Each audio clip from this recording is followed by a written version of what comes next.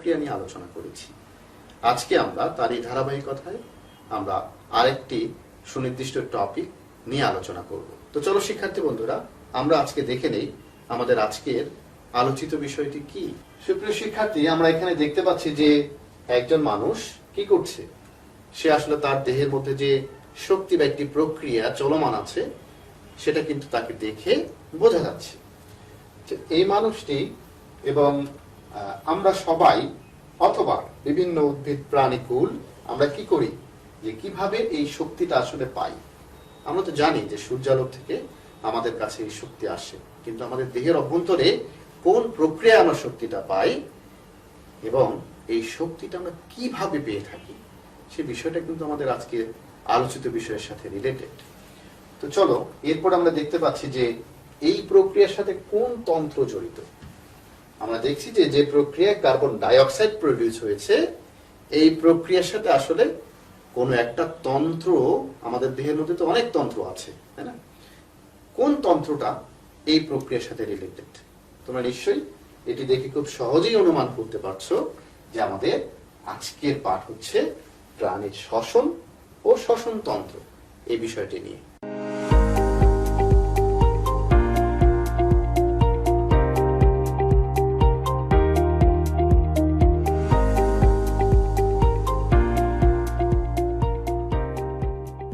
তো চলো শিক্ষার্থী বন্ধুরা, আমরা দেখে নেই আমাদের আজকের পাঠের শিখন ফলটি কি। এই পাঠ শেষে শিক্ষার্থীরা প্রাণীর শ্বসন পদ্ধতি কেমন তা বলতে পারবে, প্রাণীর শ্বসন তন্ত্রের প্রধান অংশসমূহের গঠন ব্যাখ্যা করতে পারবে এবং প্রাণীর শ্বসন তন্ত্রের প্রধান অংশসমূহের কাজ বর্ণনা করতে পারবে। তো চলো দেখি আমরা আমাদের আজকের এই পাঠ শেষে, আলোচনা শেষে এগুলো অর্জন করতে পারি কিনা। সুপ্রিয় শিক্ষার্থী, আমরা এখানে দেখতে পাচ্ছি যে এখানে যে তন্ত্রটি নিয়ে আমরা আসলে আজকে আলোচনা করছি সেটি কি, সেটি হচ্ছে আমাদের শ্বসন তন্ত্র। তাহলে এই শ্বসন তন্ত্রটাকে আমরা দেখছি যে এর সাথে রিলেটেড বিভিন্ন অংশগুলো। তো সুপ্রিয় শিক্ষার্থী বন্ধুরা, আমরা এখানে দেখলাম যে শ্বসন শব্দটি উৎপত্তি ল্যাটিন রেসপায়ার থেকে, যার অর্থ হলো শ্বাস গ্রহণ করা। তো আমরা গত ক্লাসে নিশ্চয়ই আলোচনা করেছিলাম যে শ্বসন কি। তোমাদের হয়তো অনেকেরই মনে আছে শ্বসন কি। তো চলো আমরা আজকে আরেকবার দেখে নেই শ্বসন কি। সুপ্রিয় শিক্ষার্থী বন্ধুরা, যে জৈব রাসায়নিক প্রক্রিয়ায় জীব পরিবেশ থেকে গৃহীত অক্সিজেন দ্বারা কোষ মধ্যস্থ খাদ্যকে জারিত করে খাদ্যের স্থিতি শক্তিকে তাপ এবং গতি শক্তিতে রূপান্তর করে এবং অবশেষ হিসেবে কার্বন ডাইঅক্সাইড ও পানি উৎপন্ন করে, আমরা তাকেই বলেছি শ্বসন প্রক্রিয়া। সুপ্রিয় শিক্ষার্থী, আমরা যে শ্বসনের কথা বলছি, তাহলে এই শ্বসনটা আসলে কি দিয়ে ঘটে, কোন তন্ত্রের মাধ্যমে ঘটে, আমরা জানি সেটি শ্বসন তন্ত্র। তো আজকে আমাদের মূল আলোচিত বিষয় কিন্তু হচ্ছে প্রাণীর শ্বসন ও শ্বসনতন্ত্র নিয়ে। তো আমরা জানলাম যে শ্বসনটা কোন প্রক্রিয়ায় ঘটে এবং এর ফলে আমাদের দেহের মধ্যে কি ধরনের পরিবর্তন হয়, কোন ধরনের পদার্থ উৎপন্ন হয়। সুপ্রিয় শিক্ষার্থী, প্রক্রিয়াটিকে আমরা ঠিক এভাবে একটি সমীকরণের মাধ্যমে লিখে থাকি। গ্লুকোজ, অক্সিজেন, এনজাইমের প্রভাবের মাধ্যমে এই প্রক্রিয়াটি ঘটে। কার্বন ডাইঅক্সাইড, পানি এবং শক্তি উৎপাদিত হয়। শিক্ষার্থী বন্ধুরা, আমরা এখানে আবারও দেখতে পাচ্ছি যে এটি হচ্ছে আমাদের শ্বসনতন্ত্র এবং আমরা শ্বাস গ্রহণ করি এবং শ্বাস ত্যাগ করি। এই যে শ্বাস গ্রহণ এবং শ্বাস ত্যাগ, এই প্রক্রিয়াটি কিন্তু আমাদের দেহের এই সুনির্দিষ্ট একটি অংশের মাধ্যমে সম্পন্ন হয়ে থাকে, আর সেটি হচ্ছে ডায়াফ্রাম, ফুসফুস এবং এর সাথে রিলেটেড আরো অনেকগুলো অংশ নিয়ে। তো শ্বসনতন্ত্রের সাথে এই সংশ্লিষ্ট অংশগুলো কি এবং শ্বসনতন্ত্রই বা কাকে বলে, চলো সেটি জেনে নেই। দেহের যে অঙ্গগুলো শ্বসন ক্রিয়ায় সক্রিয়ভাবে অংশগ্রহণ করে তাদের সমষ্টিকে আমরা বলেছি শ্বসনতন্ত্র। একেবারে আমাদের নাসা ছিদ্র থেকে শুরু করে আমাদের ফুসফুসের শেষ যে অংশটি আছে অ্যালভিওলাস, এই পর্যন্ত সব অংশগুলোকে মিলেই আমাদের শ্বসনতন্ত্র বলে। ফুসফুসে মানুষের প্রধান শ্বসন অঙ্গ এবং ফুসফুসের ভেতরেই আসলে শ্বসনের মূল কাজটা ঘটে থাকে। তো যে পথ দিয়ে ফুসফুসে বায়ু প্রবেশ করে এবং ফুসফুস থেকে বায়ু নির্গত হয় তাকে আমরা বলেছি রেসপাইরেটরি ট্র্যাক বা শ্বসন পথ।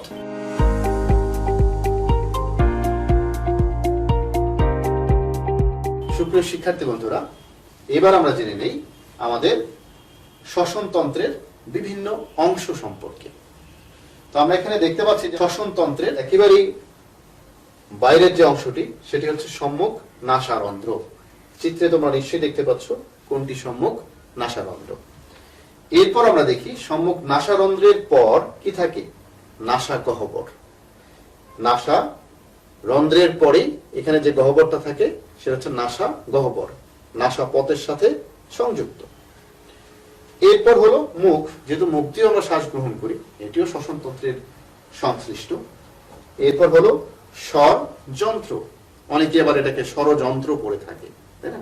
তোমরা নিশ্চয়ই তা করবে না। এটা হচ্ছে স্বর যন্ত্র, যা দিয়ে আমাদের কি তৈরি হয়, আমাদের এই যে ভয়েস তৈরি হচ্ছে, আমি কথা বলছি, এটি আসলে আমাদের এই যে ভোকাল কর্ড বা স্বর যন্ত্রের মাধ্যমে তৈরি হয়। এরপর হচ্ছে যে শ্বাসনালী, যেটাকে আমরা বলেছি ট্রাকিয়া। এই হচ্ছে আমাদের শ্বাসনালী, যার ভেতর দিয়ে ফুসফুসের মধ্যে অক্সিজেনটা পরিবাহিত হয় এবং কার্বন ডাইঅক্সাইডও উল্টো দিক দিয়ে পরিবাহিত হয়। এরপর শ্বাসনালীটা দুটো ভাগে ভাগ হয়ে যায়, যাকে আমরা বলেছি ব্রঙ্কাস। এবং এই ব্রঙ্কাসটা আবার অনেকগুলো শাখা প্রশাখায় পরবর্তীতে গিয়ে বিভক্ত হয়ে যাচ্ছে, তাকে বলেছি আমরা ব্রঙ্কিউল। এই হচ্ছে আমাদের দুটো ফুসফুস, ডান দিকে ডান ফুসফুস, বাঁ দিকে বাম ফুসফুস। আর ঠিক এর নিচের দিকেই আমাদের পর্দার মতো একটি গঠন আছে, যাকে আমরা বলেছি ডায়াফ্রাম, যার মাধ্যমে আমাদের পরিপাক তন্ত্রের সাথে ফুসফুসের আলাদা করা থাকে। এবং ডায়াফ্রামের সংকোচন আর প্রসারণের মাধ্যমেই আমরা কি করি, শ্বাস গ্রহণ এবং শ্বাস ত্যাগ করে থাকি।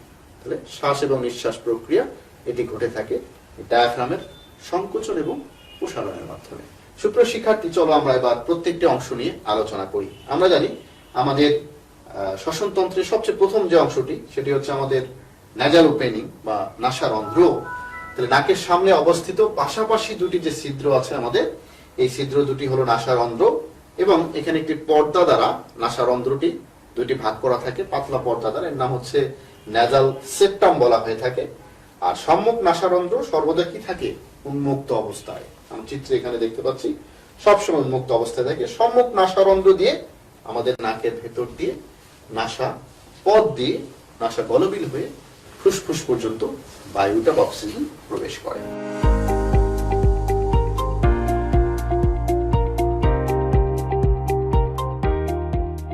সুপ্রিয় শিক্ষার্থী, এরপর হচ্ছে কি নাসাপথ। নাসারন্ধ্রের পরের যে অংশটি আমরা এখানে চিত্রে দেখতে পাচ্ছি, এটি হচ্ছে কি নাসাপথ।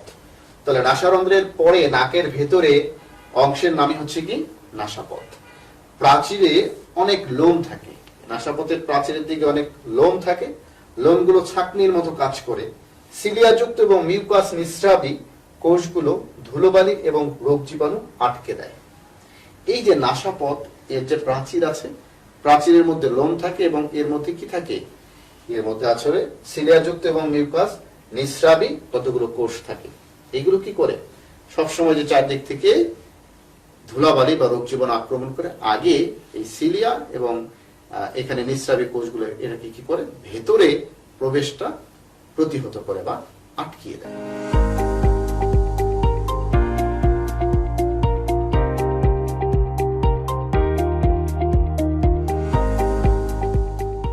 এরপর হচ্ছে নাসা গলবিল। শিক্ষার্থী বন্ধুরা, তোমরা দেখতে পাচ্ছ এই অংশটিকে আমরা বলেছি নাসা গলবিল। নাসাপথ আরো পেছনের দিকে অগ্রসর হলে বা তার পরের অংশকে আমরা বলেছি নাসা গলবিল। নাসাপথের পরে নাসা গলবিল অবস্থিত। গলবিল পথে শ্বাসনালীতে বাতাস প্রবেশ করে, এই পথ দিয়ে বাতাস ভেতরের দিকে প্রবেশ করে। এরপর আমরা আসলে দেখতে পাচ্ছি স্বর যন্ত্র বা ভোকাল কর্ড। গলবিলের নিচের অংশের ঠিক সামনের দিকে স্বরযন্ত্র অবস্থিত। স্বরযন্ত্রের উপরিভাগ অ্যাপিগ্লোটিস নামে একটি ঢাকনা থাকে, যেটাকে আমরা আলজিহ্বা বলে থাকি। স্বরযন্ত্র টুকরো টুকরো কোমল আস্থি বা কার্টিলেজ নির্মিত। এগুলোর মধ্যে থাইরয়েড কার্টিলেজ সবচেয়ে বড় এবং গলার সামনে উঁচু হয়ে ওঠে, একে বলা হয় অ্যাডামস অ্যাপল। আমাদের গলার সামনে যে উঁচু হয়ে যে অংশটা থাকে এটা কি বলা হয়? Adams Apple. এটা আসলে থাইরয়েড কার্টিলেজ, তরুণাস্থি নির্মিত এই অংশ। এটা থাকার কারণে কি হয়? আসলে তরুণাস্থি থাকার কারণে এই জায়গাগুলো আসলে কখনো চুপসে যায় না। আর খাদ্য গলাধকরণের সময় এপিগ্লোটিস স্বরযন্ত্রের মুখ বন্ধ করে দেয়। না হলে কি ঘটবে বন্ধুরা? অনেক সময় কথা বলতে বলতে খেতে খেতে মানুষ কি হয়, বলে যে মানুষ বিষম খেয়ে ফেলে, তাই না? এটা কি ঘটে? আমাদের শ্বাসনালীর ভিতরে কোনো খাদ্য কণা তখন ঢুকে যায়। কথা বলার সময়, খাওয়ার সময় অনেক সময় ইমব্যালেন্স হয়ে যায়, এপিগ্লোটিসটা শ্বাসনালীকে ঢেকে দিতে পারে না। তখন খাদ্যনালীতে যাওয়ার আগে খাবার কোনো কারণে শ্বাসনালীর ভেতরে ঢুকে যেতে চায়। আর এই জায়গাটাকে ব্যালেন্স করার জন্য উল্টো দিক থেকে রিফ্লেক্স হয়, এবং এই কারণেই আমরা কি বিষম খাওয়া বলি। তাই যখন খাওয়ার সময় তখন খেতে হবে, খেতে খেতে কথা বলা যাবে না। তো আমরা আরো ভালো করে যদি পর্যবেক্ষণ করি, আমরা এখানে দেখতে পাচ্ছি ওই যে এই অংশটির নাম হচ্ছে কি এপিগ্লোটিস, তারপরে কার্টিলেজ, আর এটা হচ্ছে ভোকাল কর্ড। এই যে আমি কথা বলছি, আসলে তরুণাস্থি নির্মিত এই যে পর্দা, এই পর্দার কম্পনের ফলে, কাঁপার ফলেই আমার মুখ থেকে কিন্তু এরকম শব্দ বের হচ্ছে, গলা থেকে এই স্বর যন্ত্র থেকে কিন্তু এভাবেই শব্দটা বের হচ্ছে। এই বিষয়টি মনে রাখতে হবে। এরপর হচ্ছে শ্বাসনালী বা ট্রাকিয়া। আমরা চিত্রে এখানে দেখতে পাচ্ছি পরের অংশটি হচ্ছে কি শ্বাসনালী বা ট্রাকিয়া। স্বরথলির পর থেকে বা স্বরযন্ত্রের পর থেকে পঞ্চম বক্ষদেশীয় কশেরুকা পর্যন্ত বিস্তৃত ফাঁপা নলাকার অংশটিকে আমরা কি বলেছি? ট্রাকিয়া বলেছি। আর উপরের দিকে স্বরযন্ত্রের সাথে এবং নিচের দিকে ডান ও বাম ব্রঙ্কায়ে বিভক্ত হয়, এবং এখানে 16 থেকে 20টি কোমলাস্থি নির্মিত অর্ধবলয় বা সি আকৃতির গঠন দিয়ে এটি নির্মিত। আমরা দেখি যে এখানে কতগুলো রিঙ্গের মতো গঠন দেখা যাচ্ছে, সি এর মতো। একটা সি যদি সামনের দিকে এরকম করে থাকে, পেছনের দিকে আর একটা সি উল্টো দিকে আছে রিঙ্গের মতো। এগুলো সবগুলো কি দ্বারা নির্মিত? কার্টিলেজ দ্বারা নির্মিত। এবং এই যে রিঙ্গের মতো সি আকৃতির গঠনগুলো কটা পাওয়া যায়? 16 থেকে 20টি। তন্তুময় কলা দিয়ে বলয়গুলো পরস্পর কি থাকে? সংযুক্ত অবস্থায় থাকে বলে শ্বাসনালী কি হয় না? চুপসে যায় না। তো শ্বাসনালীর মধ্য দিয়ে কি করে? বায়ু চলাচল করে সেটা আবার আমাদের দুটো ফুসফুসে ব্রঙ্কাসের মাধ্যমে বিভক্ত হয়ে দুটো ফুসফুসের ভিতরে প্রবেশ করে। সুপ্রিয় শিক্ষার্থী, আমরা এখানে দেখতে পাচ্ছি এই অংশটি হচ্ছে স্বরযন্ত্র, এর পরের অংশটি হচ্ছে কি ট্রাকিয়া, এবং ট্রাকিয়ার মধ্যে যে গঠনগুলো দেখতে পাচ্ছি কোমলাস্থি নির্মিত সেই সি আকৃতির রিং। ব্রঙ্কাস বা ক্লোম শাখা, আমরা একটু আগেই দেখলাম যে শ্বাসনালী বা ট্রাকিয়া সেটা কি হয়? বিভক্ত হয়ে আমাদের দুই ফুসফুসের দিকে চলে যায়। এখানে আমরা দেখতে পাচ্ছি আমাদের দুটো ফুসফুসের মধ্যে চলে গেছে। চিত্রে তোমরা দেখতে পাচ্ছ এখানে এটি হচ্ছে ব্রঙ্কাস বা ক্লোম শাখা। তাহলে বক্ষ গহ্বরে ট্রাকিয়ার শেষ প্রান্ত দুটি ডান এবং বাম শাখায় বিভক্ত হয়। এদের নাম হচ্ছে ব্রঙ্কাই। বহু বচনে কি বলে? ব্রঙ্কাই বলে। ডান ব্রঙ্কাসটি অপেক্ষাকৃত ছোট। ডান দিকে যে ব্রঙ্কাসটা আমাদের ট্রাকিয়া থেকে বেরিয়ে গেছে, এটা সাধারণত অপেক্ষাকৃত কি হয়? ছোট, কিন্তু এটা কি প্রশস্ত। আর এর মাধ্যমে বায়ু কি আমাদের ফুসফুসের অভ্যন্তরে দুটো ফুসফুসে, ডান এবং বাম ফুসফুসে এটি প্রবেশ করে। সুপ্রিয় শিক্ষার্থী বন্ধুরা, আমরা এবার দেখে নিই ফুসফুসের গঠন। তোমরা আগেই জানো যে আমাদের দেহের শ্বসন তন্ত্রের প্রধান অংশ বা প্রধান অঙ্গ হলো কি? ফুসফুস। আমাদের দুটো ফুসফুস আছে, ডান এবং বাম ফুসফুস। কিন্তু ডান বাম ফুসফুস কিন্তু দুটোর গঠন একই রকম নয়। দুটো একই পদার্থ দিয়ে তৈরি হলো, দুটো দেখতে বা তাদের আকার আকৃতিতে একটু পরিবর্তন আছে। চলো আমরা দেখে নেই কি পরিবর্তন সেখানে। ফুসফুসের বাইরের দিকে একটা আবরণ থাকে যাকে বলা হয় প্লিউরা। তাহলে ফুসফুস হলো প্লিউরা নামক দ্বিস্তরী পাতলা আবরণে আবৃত। প্লিউরাকে আমরা আবার যদি ভালোভাবে অবজার্ভ করি, এর দুটো অংশ থাকে, বাইরের দিকে প্যারাইটাল আর ভেতরের দিকে থাকে ভিজেরাল। ডান দিকের ফুসফুসটি 3টি লোবে এবং বাম ফুসফুস 2টি লোবে বিভক্ত। লোব কি? খণ্ড। আমাদের ডান দিকে যে ফুসফুস আছে এর কি 3টা আলাদা আলাদা খণ্ড আছে। আর আমাদের বাম দিকে যে ফুসফুস আছে এর কি? এ হলো দুটো খণ্ডে বিভক্ত। এবং সাধারণত ডান ফুসফুসের চেয়ে বাম ফুসফুসটা আকারে একটু হলো ছোট। কারণ কি? এর কারণ হচ্ছে আমাদের বাম দিকে যেহেতু আমাদের হৃৎপিণ্ডটা বা আমাদের হার্ট বেশিরভাগ জায়গা জুড়ে থাকে, এই জন্য কিন্তু এই গঠনের একটু পার্থক্য এখানে পরিলক্ষিত হয়। তাহলে এই ফুসফুসের বাইরের দিকে যে প্লুরা আবরণ থাকে, সেই আবরণটার মধ্যে কিন্তু এক ধরনের ফ্লুইড থাকে, যেটা বাইরের দিক থেকে ফুসফুসকে বিভিন্ন ঘাত প্রতিঘাত থেকে রক্ষা করতে পারে। তো আমরা এখানে দেখতে পাচ্ছি আমাদের দুই পাশে দুটি ফুসফুস, যার ভেতর দিয়ে কি হচ্ছে, আমাদের যে ব্রঙ্কিওল গুলো, এগুলো শাখা প্রশাখায় বিভক্ত হয়ে গিয়েছে। সুপ্রিয় শিক্ষার্থী বন্ধুরা, আমরা এখানে দেখতে পাচ্ছি আমাদের ফুসফুস থেকে, ফুসফুসের ভেতরের দিকে বিভিন্ন শাখা প্রশাখা দেখা যাচ্ছে। কার শাখা প্রশাখা? ব্রঙ্কাস আবার ক্ষুদ্র ক্ষুদ্র শাখা প্রশাখায় বিভক্ত হয়ে যায়। সেই শাখা প্রশাখার নাম বলেছি আমরা কি? ব্রঙ্কিওল। অ্যালভিওলাস। আমরা এখানে দেখতে পাচ্ছি যে এই হচ্ছে ব্রঙ্কিওল, এটি হচ্ছে ট্রাকিয়া, ট্রাকিয়াটা ভাগ হয়ে গিয়েছে, এই হচ্ছে ব্রঙ্কিওল। প্রত্যেকটা ব্রঙ্কিওলের মাথায় আবার কি থাকে? ক্ষুদ্র আকৃতির এরকম বলের মতো গঠন থাকে। সেই গঠনটাকে আমরা নাম দিয়েছি হলো কি? অ্যালভিওলাস। আসলে আমাদের অক্সিজেন এবং কার্বন ডাইঅক্সাইডের যে ট্রান্সপোর্টেশন, আদান প্রদান প্রক্রিয়া, সেই আদান প্রদান কিন্তু অ্যালভিওলাসের ভেতরেই ঘটে থাকে। এবং এই অ্যালভিওলাসের ঘটনার সাথে রিলেটেড অক্সিজেন কার্বন ডাইঅক্সাইডকে পরিবহন করার জন্য এখানে কি থাকে? কৈশিক জালক দ্বারা এটা মোড়া থাকে।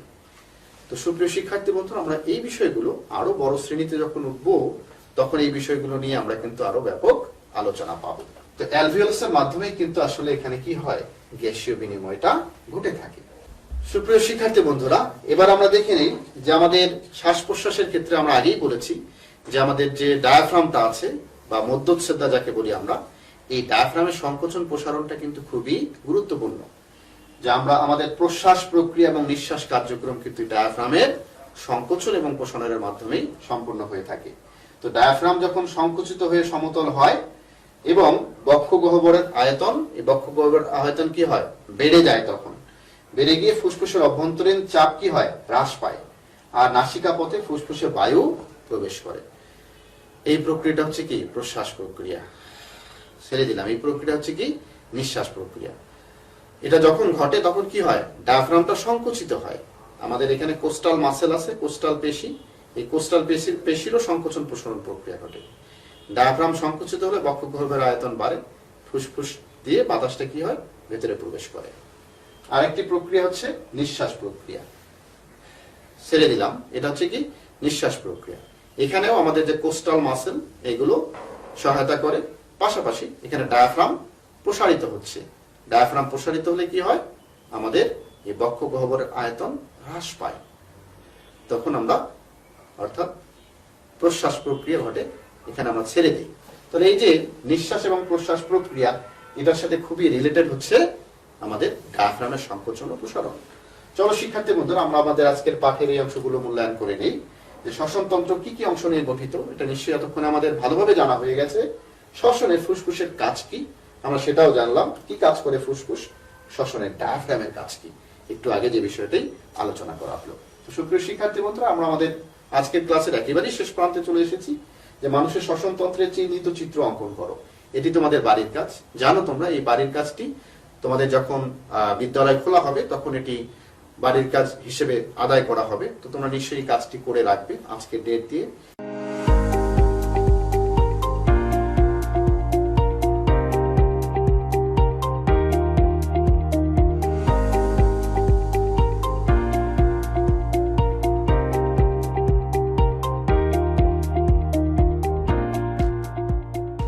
তোমরা এই ক্লাসটি আবার বারবার দেখতে পাবে তোমাদের প্রিয় কিশোর বাতায়নে। সেখানে কুইজে অংশগ্রহণ করতে পারবে।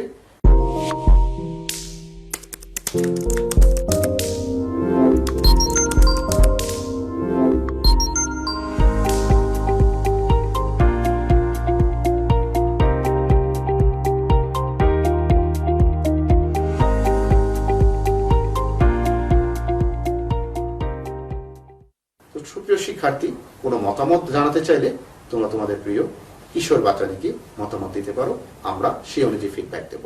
সুপ্রিয় শিক্ষার্থী বন্ধুরা, সকলেই সুস্থ থাকো, ভালো থাকো। এতক্ষণ সাথে থাকার জন্য ধন্যবাদ।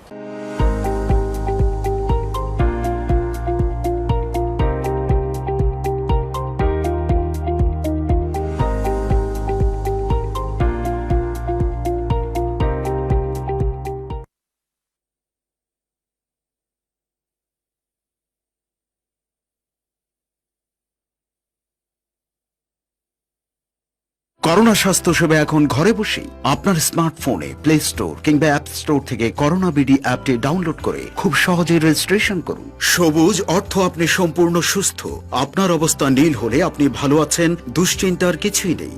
হলুদ হলে আপনি সাবধানে থাকুন, ঘরে থাকুন। আপনার অবস্থা লাল দেখালে 16263 নম্বর বা হটলাইনগুলোতে ডাক্তারের সাথে যোগাযোগ করুন এখনই। প্রয়োজনে আমরা পৌঁছে যাব আপনার কাছে। ঝুঁকি এড়াতে করোনা বিডি মোবাইল অ্যাপ ব্যবহার করুন। জনস্বার্থে স্বাস্থ্য অধিদপ্তর।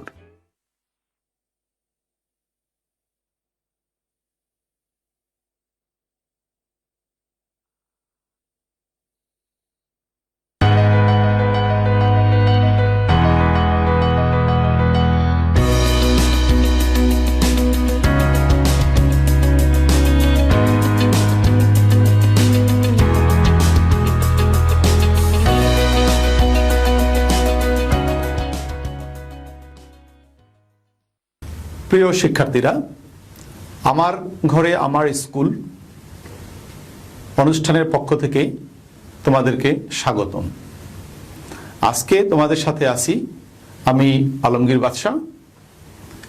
আশা করি ভালো লাগবে। তো আজকে আমরা সপ্তম শ্রেণীর গণিত বিষয়ের নবম অধ্যায় নিয়ে আলোচনা করব। শিক্ষার্থীরা, গত ক্লাসে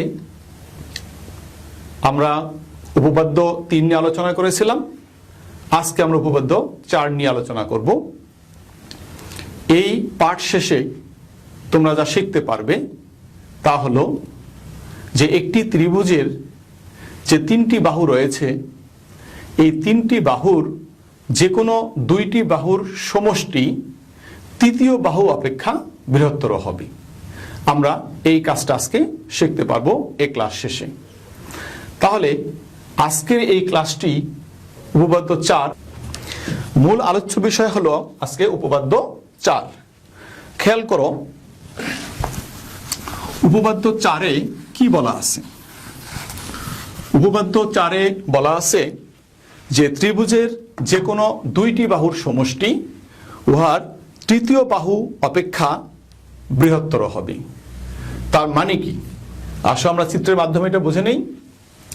ধরো প্রথমে আমি একটি চিত্র আঁকলাম। চিত্রটা এরকম,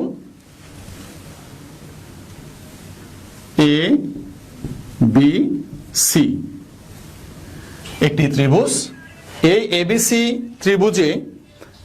ত্রিভুজে আমরা জানি যে 3টি বাহু রয়েছে, যথা এবি, এসি এবং বিসি। এই 3টি বাহু রয়েছে। ধরো এই 3টি বাহুর মধ্যে যদি আমরা বিসি কে বৃহত্তম বাহু ধরি, তাহলে বাকি যে 2টা বাহু রইল এবি এবং এসি, এই 2টা বাহুর সমষ্টি অবশ্যই এই বিসি বা তৃতীয় বাহু অপেক্ষা বৃহত্তর হবে। আজকে আমাদেরকে এটাই প্রমাণ করতে হবে। ঠিক আছে শিক্ষার্থীরা, তাহলে তোমরা খাতা কলম নিয়ে প্রস্তুত হও। আমার সাথে চিত্রের মাধ্যমে বিষয়টি বোঝার চেষ্টা করব। আশা করি তোমাদের কাছে সহজ হবে, তোমরা সহজেই বিষয়টি বুঝতে পারবে। ওকে, তাহলে শুরু করা যাক।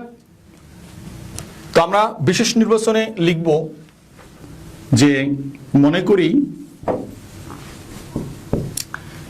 করি এবিসি ত্রিভুজের বৃহত্তম বাহু বিসি। যদি এবিসি ত্রিভুজের আমরা সবচেয়ে বড় বাহু বিসি কে ধরি, তাহলে আমাদের প্রমাণ করতে হবে যে বাকি 2টা বাহু অর্থাৎ এবি প্লাস এসি, এই 2টার সমষ্টি যোগফল কি হবে? নিশ্চয়ই বড় হবে বিসি থেকে। ঠিক আছে, তাহলে আমরা বুঝলাম যে এবিসি ত্রিভুজের বিসি বাহুটি যদি বড় হয়, বৃহত্তম হয়, তাহলে অপর যে 2টি বাহু হলো এ বি প্লাস এসি, এই 2টা বাহুর দৈর্ঘ্যের সমষ্টি অবশ্যই এই বিসি থেকে বড় হবে। এটা আমাদেরকে আজকে প্রমাণ করে দেখাতে হবে। ওকে, তাহলে এই কাজটি করার জন্য, এই প্রমাণটি করার জন্য আমাদের কিছু অঙ্কন করতে হবে। আসো আমরা অঙ্কনের কাজটি করে নিই। ওকে, যথানিয়মে আমরা এই বি এর রেখাকে ধরো আমরা ডি পর্যন্ত বর্ধিত করি, ডি পর্যন্ত বি, এবং সিডি যোগ করে নিই। তাহলে কি করলাম, বি এ কে ডি পর্যন্ত বর্ধিত করলাম এবং সি ও ডি যোগ করে নিলাম। তোমরাও করে নাও, চিত্রের সাথে মিলিয়ে করে নাও। তাহলে এমন ভাবে আমরা এটাকে বর্ধিত করব যেন এই এডি বাহুটি এসি বাহুর সমান হয়। তো তাহলে আমাদের অঙ্কন হয়ে গেল। অঙ্কনটি আবার বুঝে নেই আমরা, যে বি এ কে ডি পর্যন্ত বর্ধিত করি এবং যেন এডি সমান এসি হয় এবং সি কমা ডি যোগ করি। ঠিক আছে, এখন আসো আমরা চলে যাব সরাসরি প্রমাণে।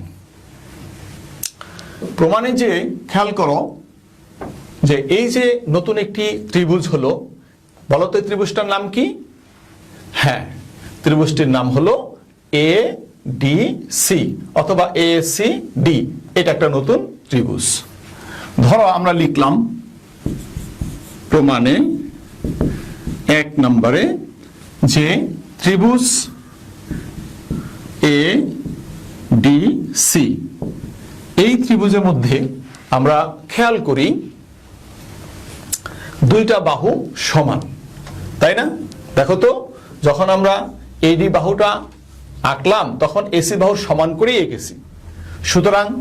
সুতরাং এবি বাহু এবং এসি বাহু সমান, অর্থাৎ এডি সমান এসি, এডি সমান এসি। ঠিক আছে, তাহলে ত্রিভুজ এ ডি সি এ এডি সমান এসি। ঠিক আছে, এখন আসো তাহলে কি হয়। তাহলে খেয়াল করো, তাহলে এই কোণটার সমান এই কোণটা হবে।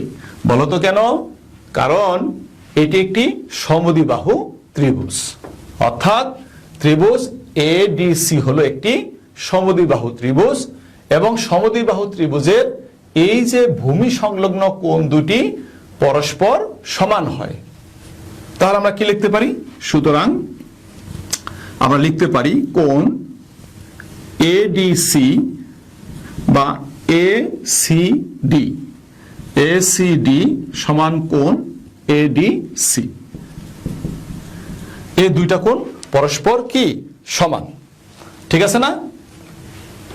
আচ্ছা, এখন আবার আমরা এটাও লিখতে পারি যে কোণ বা কোণ এসিডি সমান কোণ বিডিসি, বিডিসি। আচ্ছা, এডিসি না লিখে আমরা বিডিসি কেন লিখলাম? দেখো, মূলত এই দুইটা কোণ কিন্তু একই কোণ, অর্থাৎ যদি আমি এডিসি লিখি তাহলে এডিসি এই কোণটা কি বোঝাচ্ছি? কোণ এডিসি বলতে এই কোণটা কি বোঝানো হয়েছে। আবার কোণ বিডিসি বলতেও একই কোণকে বোঝানো হয়েছে। সেই ক্ষেত্রে আমরা এখানে কোণ এডিসির পরিবর্তে কোণ বিডিসি লিখলাম। ওকে, এখন আসো যদি আমরা যাই যে কোণ বিসিডি, কোণ বিসিডি বলতো কোন কোণটি? কোণ বিসিডি বলতে এই কোণটাকে বোঝানো হয়েছে, পুরো কোণটাকে, অর্থাৎ বিসিডি এই পুরো কোণটাকে বোঝানো হয়েছে। এই বিসিডি কোণটি অবশ্যই বড়। বলতো কোন কোণ থেকে? কোণ এই যে বিডিসি সেই কোণ থেকে, অথবা এসিডি কোণ থেকে, অর্থাৎ কোণ এসিডি। খেয়াল করো যে কোণ বিসিডি ইজ গ্রেটার দেন কোণ এসিডি, অর্থাৎ এই এসিডি কোণ হলো এইটুক আর বিসিডি কোণ হলো এইটুক। তাহলে এই বিসিডি কোণটি এসিডি কোণ থেকে বড়। কেন বড়? কারণ এই এসিডি কোণটি হলো কোণ বিসিডি এর একটি অংশ। ঠিক আছে, তাহলে আমরা বলতে পারি কোণ BCD ইজ গ্রেটার দেন কোণ ACD, কারণ কোণ ACD হলো কোণ BCD এর একটি অংশ। তাহলে আমরা লিখতে পারি সুতরাং কোণ BCD ইজ গ্রেটার দেন, এই ACD কোণের পরিবর্তে আমরা এই কোণটা দিতে পারি, কারণ যেহেতু ACD কোণ এবং BDC কোণ দুইটা কোণই কি সমান, তো সেই ক্ষেত্রে আমরা এই ACD কোণের পরিবর্তে আমরা লিখতে পারি কোণ BDC। তাহলে লিখলাম কোণ BDC। দেখো তাহলে আমাদের হয়ে গেল যে আমরা বুঝতে পারলাম যে কোণ BCD ইজ গ্রেটার দেন কোণ BDC। এবার আসো যে এখন যদি আমরা এই পুরোটাকে একটা ত্রিভুজ চিন্তা করি, অর্থাৎ BCD যদি একটা ত্রিভুজ চিন্তা করি, আমরা বিষয়টা এরকম, ত্রিভুজ BDC। বলতো BDC বলতে তাহলে কোন ত্রিভুজটা বোঝাবে? ধরা মাঝখানে এই দাগটা নেই, তাহলে BCD পুরোটি একটা ত্রিভুজ। তাহলে এই ত্রিভুজের মধ্যে যদি আমরা এই কোণটাকে ধরি তাহলে কি হয়? কোণটার নাম কি?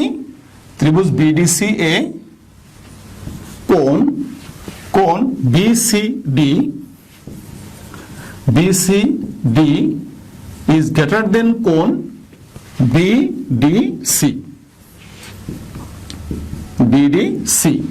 খেয়াল করো তোমরা যে কোণ BCDA কি বলেছে? কোণ BCD is greater than কোণ BDC, অর্থাৎ এই BCD কোণটি BDC কোণ থেকে বড়।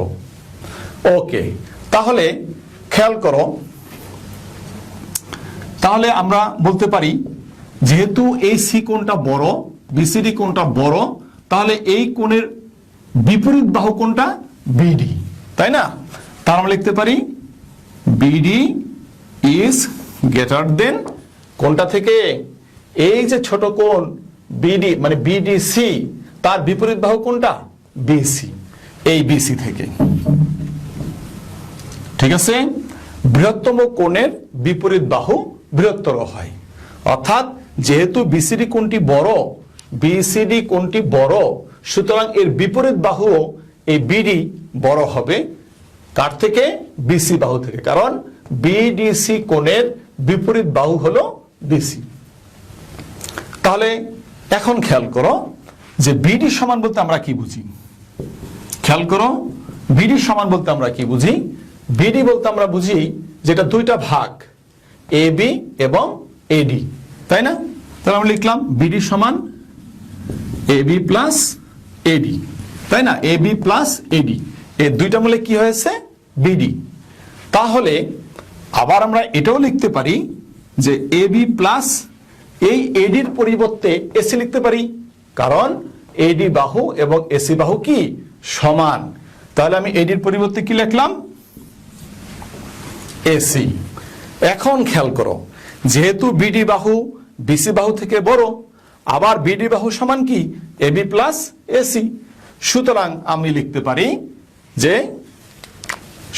লিখতে পারি খেয়াল করো এই BDর পরিবর্তে, অর্থাৎ এই যে অংশটুকু এখানে BDর পরিবর্তে আমি কি লিখব? সুতরাং AB প্লাস AC, এই BDর পরিবর্তে লিখলাম AB প্লাস AC, এবং এর যোগফল হবে গ্রেটার দেন কি? BC। দেখো আমাদের প্রমাণ হয়ে গেল। আমাদের প্রমাণে কিন্তু এটাই বলা হয়েছিল যে প্রমাণ করতে হবে AB plus AC greater than BC, এবং তাই হলো আমাদের AB plus AC greater than BC প্রমাণিত। তাহলে দেখো জিনিসটা অনেক সহজ হয়ে গেল। ঠিক আছে শিক্ষার্থীরা, আমরা সহজেই এটা প্রমাণ করতে পারলাম যে একটি ত্রিভুজের দুইটি বাহুর সমষ্টি এর তৃতীয় বাহু থেকে বৃহত্তর।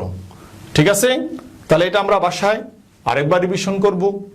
ঠিক আছে, আরেকবার রিভিশন করলে চিত্র দেখে মনে রাখবে, যে বই দেখে মুখস্থ করবে না, চিত্র দেখে এগুলো বোঝার চেষ্টা করবে, তাহলে এটা তোমাদের নিকট সহজ হয়ে যাবে। তাহলে আসো এবার বাড়ির কাজ। ঠিক এই চিত্রের মতোই আরেকটি বাড়ির কাজ তোমাদেরকে দিচ্ছি, এবং এই কাজগুলো করে অবশ্যই তোমরা বিদ্যালয় খোলার পরে বিষয় শিক্ষকের নিকট এগুলো জমা দিবে। বাড়ির কাজটি এরকমই হবে, শুধু আমি একটু নামগুলো চেঞ্জ করে দেব যাতে তোমরা সহজে এই কাজগুলো করতে পারো। যথারীতি আমি একটি চিত্র এঁকে দিচ্ছি, চিত্রটা আমার সাথে এঁকে রাখো, তাহলে তোমাদের বুঝতে সুবিধা হবে। ধরো এটার নাম দিলাম আগের মতোই PQR, একটি ত্রিভুজ, এবং এখানে QR হলো বৃহত্তম বাহু, অর্থাৎ PQR ত্রিভুজে QR বৃহত্তম বাহু, বৃহত্তম বাহু। সুতরাং প্রমাণ করতে হবে বাকি দুইটা বাহু PQ প্লাস PR কি হবে, যোগফল গ্রেটার দেন QR। ঠিক আছে, এটি তোমরা প্রমাণ করবে, এবং এর জন্য তোমরা এটা আরেকটু বাড়িয়ে নাও, যে এটাকে PQ কে M পর্যন্ত বর্ধিত করি যেন PR সমান PM হয়, এবং PR MR যোগ করে দিই। তো এই কাজটি তোমরা বাসায় করবে। আজকে এই পর্যন্তই থাকবে। আগামী ক্লাস আবার দেখা হবে নতুন আরেকটি বিষয় নিয়ে। তো তোমরা ভালো থাকো, সুস্থ থাকো, ইনশাল্লাহ আগামী ক্লাস আবার দেখা হবে। খোদা হাফেজ।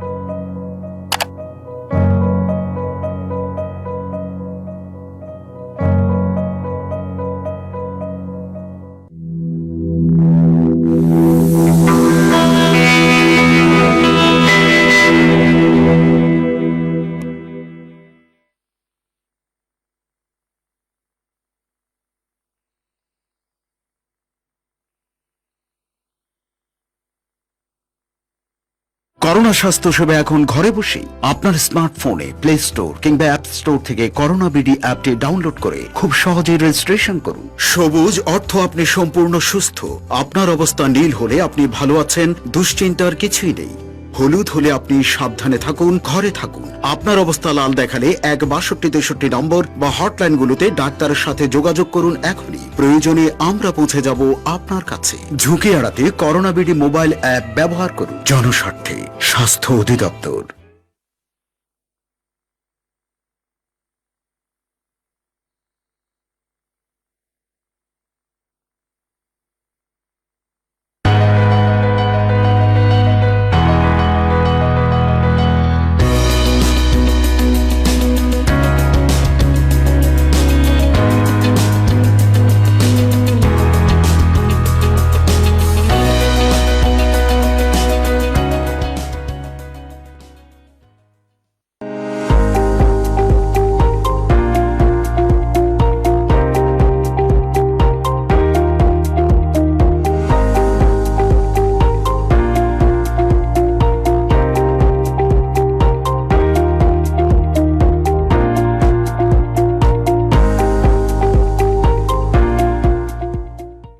প্রিয় শিক্ষার্থী বন্ধুরা, তোমাদের সকলকেই স্বাগতম আমার ঘরে আমার স্কুল এই অনুষ্ঠানটিতে। আশা করি তোমরা সকলেই ভালো আছো।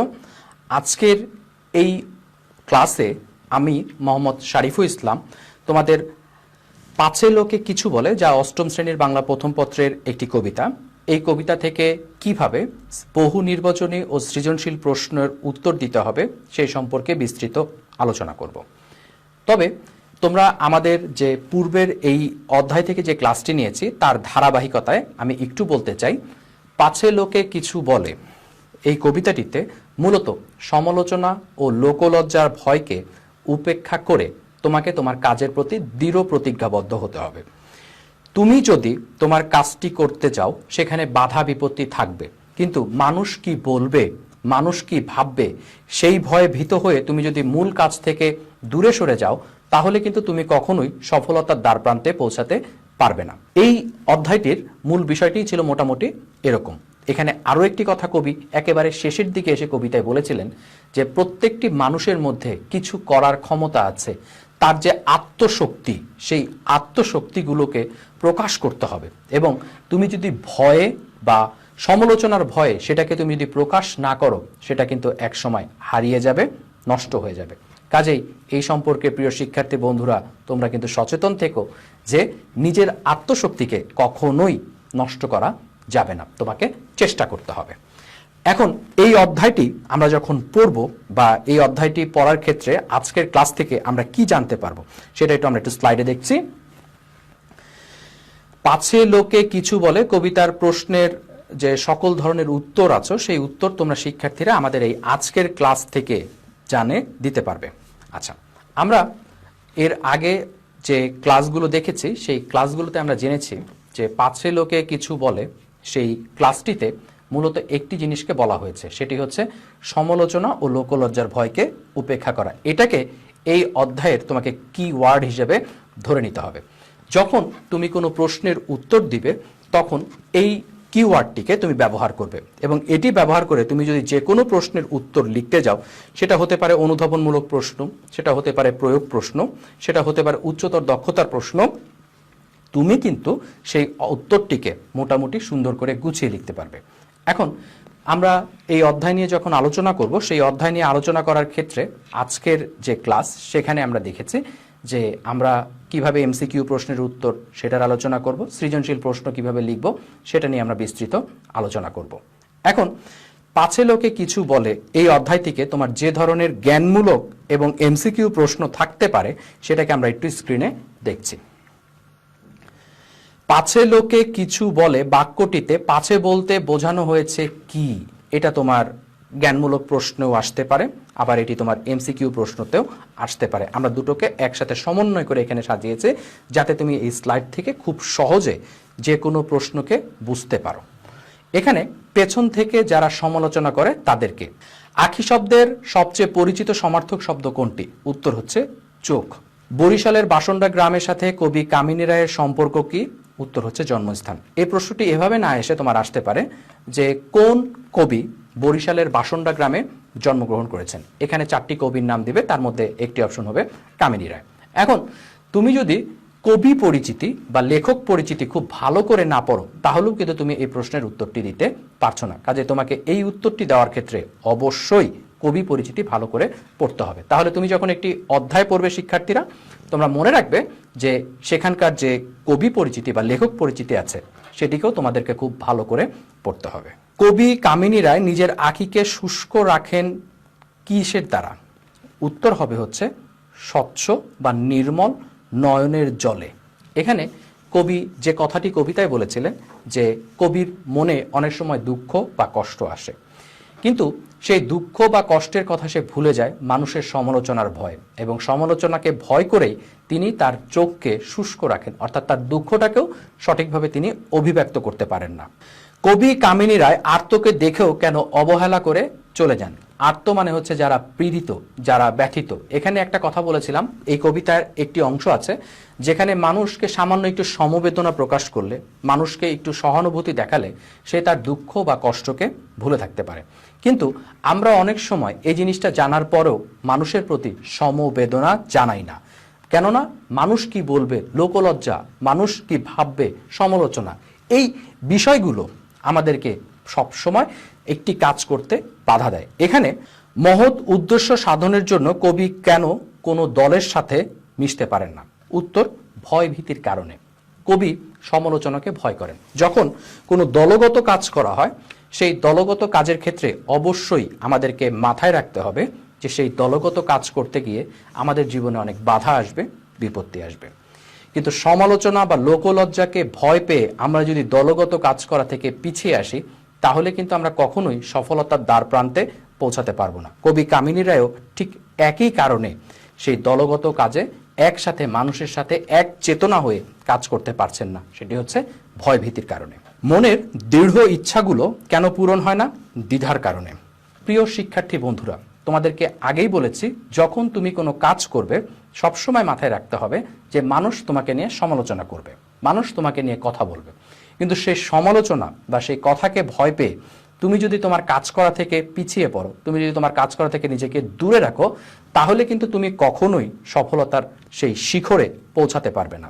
কবি কামিনী রায় রচনা করেছেন কোন কবিতাটি? এটা কবি পরিচিতি পড়লেই তুমি এই উত্তরটা দিতে পারবা। উত্তর হচ্ছে পাছে লোকে কিছু বলে। কামিনী রায় পাছে লোকে কিছু বলে কবিতায় ব্যবহৃত ভাষা হচ্ছে কোনটি? চলিত ভাষা এবং সাধু ভাষা। এ দুটোর মধ্যে আমরা দেখতে পাই যে এখানে সাধু ভাষার প্রয়োগ ঘটেছে।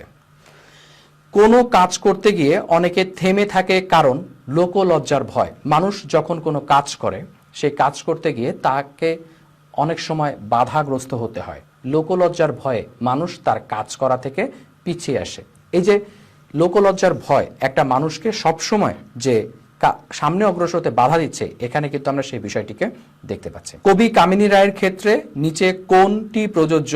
উত্তর হচ্ছে রবীন্দ্রনাথের প্রভাব। আমরা প্রথমেই লেখক পরিচিতি বলেছিলাম, কবি কামিনী রায় রবীন্দ্রনাথের সমকালীন সময়ের একজন কবি। তার কবিতায় তৎকালীন অন্যান্য লেখকদের মতো রবীন্দ্রনাথের প্রভাব তার কবিতায় আমরা দেখি। অন্যান্য কবিদের ক্ষেত্রেও তখন একটা প্রবণতা ছিল রবীন্দ্রনাথ কি বলেছেন সেই রবীন্দ্রনাথের একটা ভাবধারা তাদের কবিতায় তুলে ধরতে। কামিনী রায়ও কিন্তু সেই একই কাজটি করেছেন। এটি অনুধাবনমূলক এমসিকিউর জন্য এবং জ্ঞানমূলক এমসিকিউর জন্য গুরুত্বপূর্ণ। পাছে লোকে কিছু বলে কবিতার কাঠামো গঠনের মূল বিষয় হিসেবে কোনটিকে চিহ্নিত করা যুক্তিযুক্ত? উত্তর হচ্ছে দ্বিধাগ্রস্ত মানসিকতা। অর্থাৎ এই কবিতার যে মূল কাঠামো, সেই মূল কাঠামোতে যে বিষয়টা আমরা দেখছি, মূল যে বিষয়টা যেটা, সেই মূল বিষয়টা হচ্ছে মানুষের দ্বিধাগ্রস্ত মানসিকতা। একজন মানুষ যখন দ্বিধাগ্রস্ত থাকে, তখন সে তার যে মূল উদ্দেশ্য, তার যে মূল কাজ, সেটি সম্পর্কে সে কিন্তু সচেতন থাকতে পারে না এবং সেখান থেকে সে কিন্তু সফলতা অর্জন করতেও পারে না। পাছে লোকে কিছু বলে কবিতার মূল লক্ষ্য কি? কবির একটা চাওয়া ছিল, কবির একটা ভাবনা ছিল যে মানুষকে এই কবিতাটি তিনি কি বোঝাতে চেয়েছেন। মানুষকে এই কবিতার মধ্য দিয়ে নিঃসংকোচ পথ চলার অনুপ্রেরণা কিন্তু কবি কামিনী রায় দিয়েছেন। অর্থাৎ আমাদেরকে সফলতা অর্জন করতে হলে নিঃসংকোচ চিত্তে পথ চলতে হবে এবং সেই পথ চলার একটি অঙ্গীকার কিন্তু হচ্ছে এই কবিতাটি। হৃদয়ে বুদবুদ মতো উঠে শুভ্র চিন্তা কত। এখানে শুভ্র কথাটি কি অর্থে ব্যবহৃত হয়েছে? পরিষ্কার। এখানে স্বচ্ছ, শুভ্র বলতে স্বচ্ছ বা পরিষ্কার শব্দটি ব্যবহার করা হয়েছে। এখানে যে কথাটি মূলত বলা হয়েছে, আমাদের প্রত্যেকের হৃদয়ে ভালো ইতিবাচক যে ভাবনাগুলো আছে, সেই ইতিবাচক ভাবনা বোঝাতে স্বচ্ছ চিন্তা শব্দটিকে ব্যবহার করা হয়েছে। ইতিবাচক বা এখানে পরিষ্কার বলা হয়েছে। কাজ সম্পাদনে কোনটিকে উপেক্ষা করতে হবে?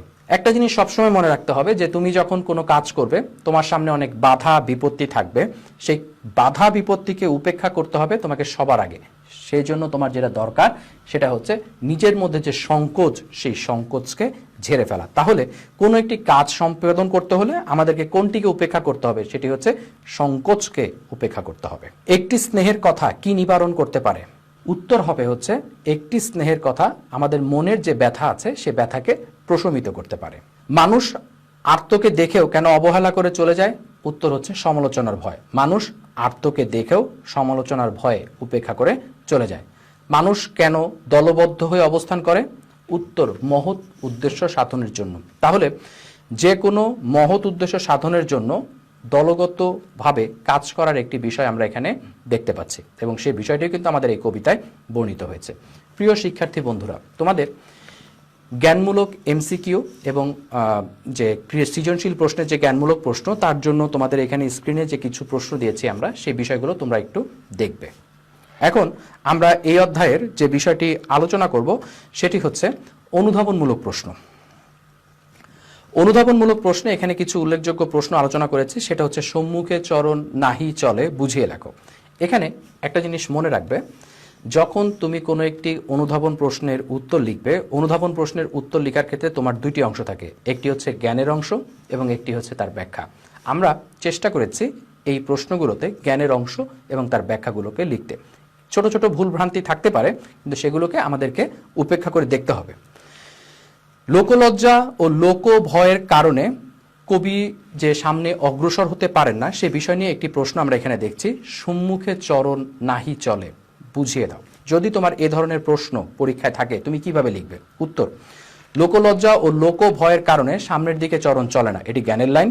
সমাজে কিছু মানুষ আছে যারা অন্যের নিন্দার ভয়ে ভীত হয়ে কোনো কাজ করতে পারে না, তাদের মন জুড়ে লজ্জা আর দ্বিধার বসতি। তাই অন্যের সমালোচনার ভয়ে শুভ কাজের সংকল্প থাকা সত্ত্বেও তারা তা সম্পাদন করতে পারে না, সংশয় তাদের চরণ থেমে যায়। তাহলে প্রথমে আমরা এখানে জ্ঞানের লাইন বলেছি এবং এরপরে আমরা এখানে যে ব্যাখ্যাটি করেছি সেটা হচ্ছে সেই জ্ঞানের লাইনের বিস্তৃত ব্যাখ্যা। উঠে শুভ্র চিন্তা কত মিশে যায় হৃদয়ের তলে কেন?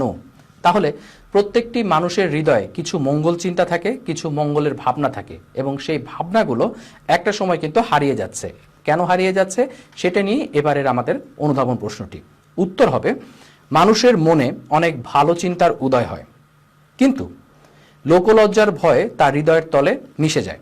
অনেক মানুষের মধ্যেই কাজ সমাজের মঙ্গলের ইচ্ছা থাকে, তাদের মাথায় সমাজকে উন্নয়নমূলক অনেক ভাবনা কাজ করে, কিন্তু যথেষ্ট মনোবল না থাকার কারণে মানুষ কি বলবে এই ভাবনাকে তারা প্রাধান্য দেয় এবং এই ভাবনাকে প্রাধান্য দেওয়ার ফলে মনের সংশয় ও সংকোচের কারণে এই শুভ্র চিন্তাগুলো আর কখনোই আলোর মুখ দেখতে পারে না। এখানে তাই মনের মধ্যেই তাদের সেই শুভ্র ভাবনাগুলো আছে, সেই ভাবনাগুলো মিশে যাচ্ছে। আমরা পরবর্তী আরো দুটো অনুধাবনমূলক প্রশ্ন দেখছি, সেটা হচ্ছে স্লাইডে আমরা একটু দেখলে খেয়াল করব। শক্তি ভরে ভীতির কবলে, কেন শক্তি মারা যাচ্ছে? মানুষের প্রত্যেকের মধ্যে যে কর্ম উদ্দীপনা বা যে কর্মস্পৃহা আছে, সেই কর্মস্পৃহা কেন নষ্ট হয়ে যাচ্ছে, এখানে কিন্তু আমরা সেই বিষয়টিকে দেখতে পাচ্ছি। এখন আমাদের দেশের প্রত্যেকটি মানুষের মধ্যে কিছু নিন্দার ভয় কাজ করে। এই নিন্দা ভয়ে কে কি বলল, কে কি ভাবলো, এই ভয়ে তাদের যে শুভ কর্মশক্তি আছে সেটি নষ্ট হয়ে যাচ্ছে। সেই বিষয়টি আমরা এখানে প্রথমে জ্ঞানের লাইনে বলে নেব। এরপরে সমালোচনার ও অন্যের নিন্দা যে কোনো কাজকর্মে মানুষের মধ্যে সংশয় সৃষ্টি করে, তারা এই ভয়ে থাকে যে কাজটি সফল না করতে পারলে মানুষ তাকে নিন্দা করবে। এই যে নিন্দার ভয়, এই নিন্দার ভয়েই মানুষের মধ্যে যে শক্তি, সেই শক্তিটা নষ্ট হয়ে যায়। তার মানে আমাদের ভিতরে যে শক্তি আছে, কাজ করার যে কর্ম উদ্দীপনা আছে, সেই উদ্দীপনাগুলো অন্যের নিন্দার ভয়ে বা পর সমালোচনার ভয়ে নষ্ট হয়ে যাচ্ছে।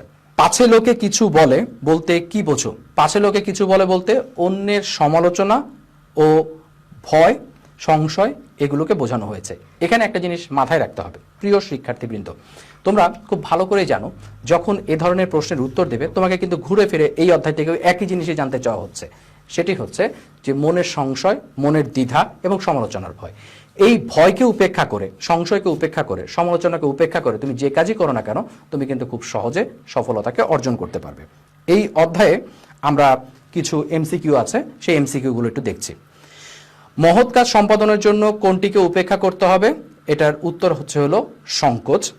আত্মের পাশাতে দাঁড়াতে গিয়েও কবি কামিনী রায় কেন উপেক্ষা করে চলে যান? ওই যে একই কথা, মানুষ কি ভাববে সেই সমালোচনা, সেই সমালোচনার ভয়ে আত্মের পাশে দাঁড়াতে গিয়ে কবি কামিনী রায় চলে যান।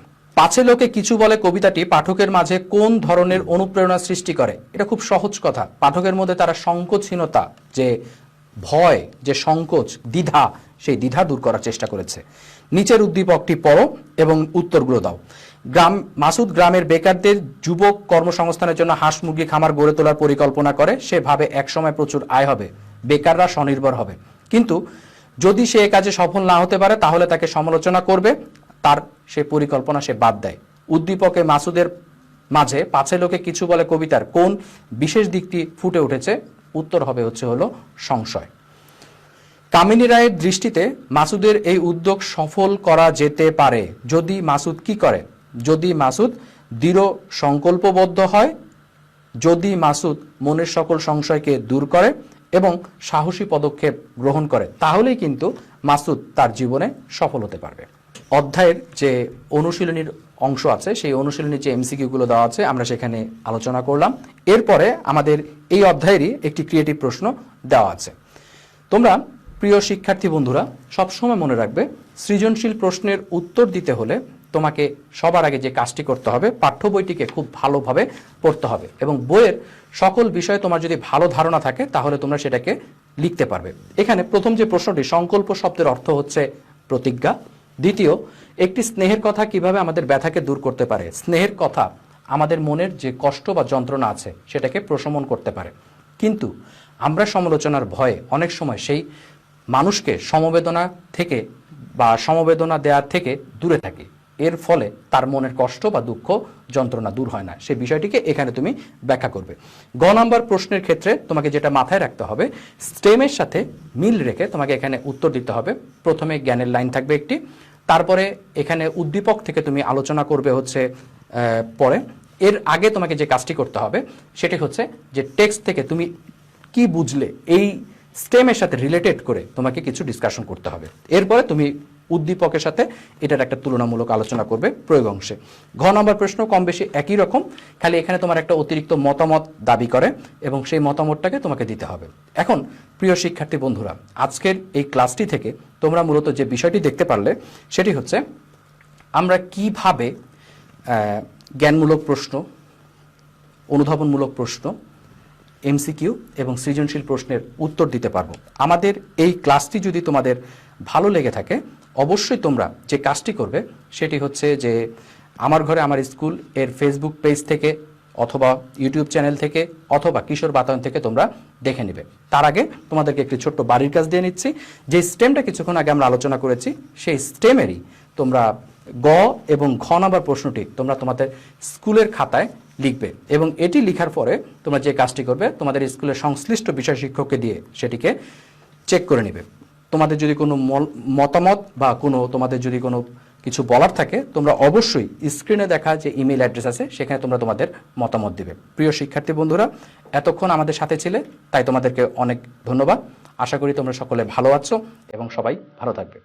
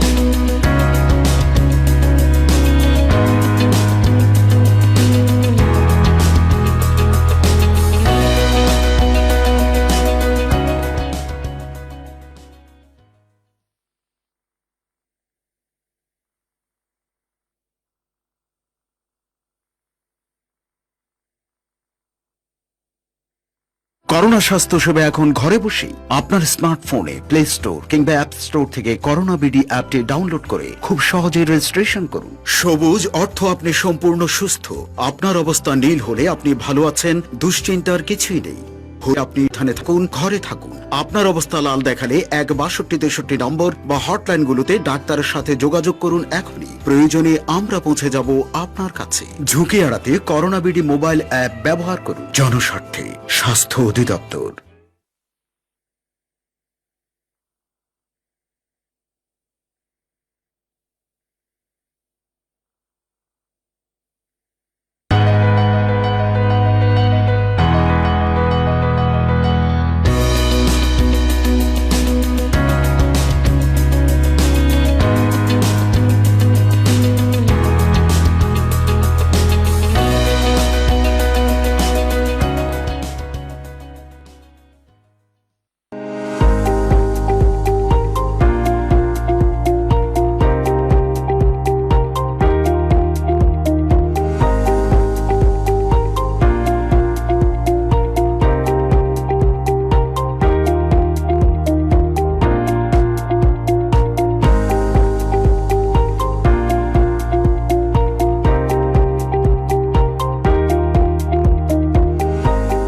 শিক্ষার্থী বন্ধুরা, তোমরা কেমন আছো? নিশ্চয়ই ভালো আছো।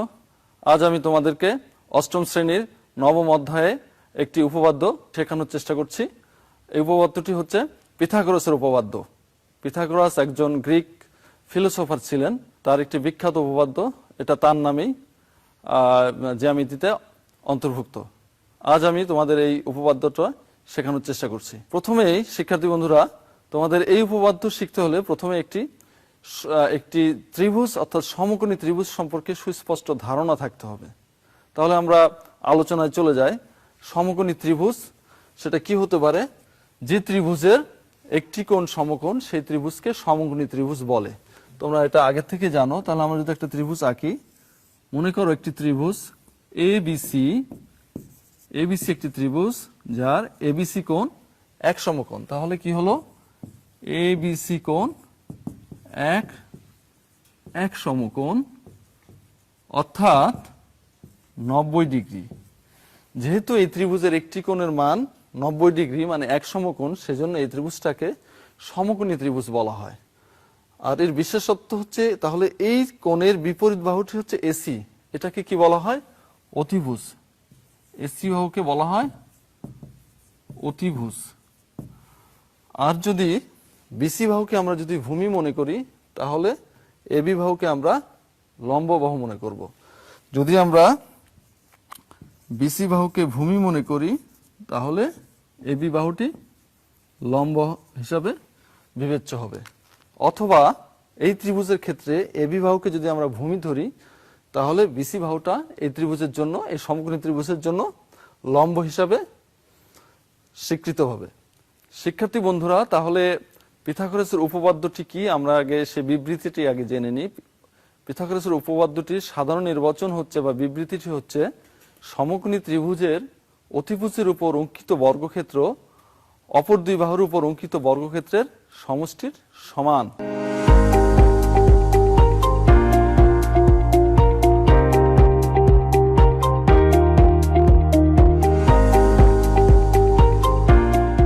তাহলে আমাদের এই বিষয়টা অর্থাৎ এই স্টেটমেন্টটা আমাদের প্রমাণ করতে হবে।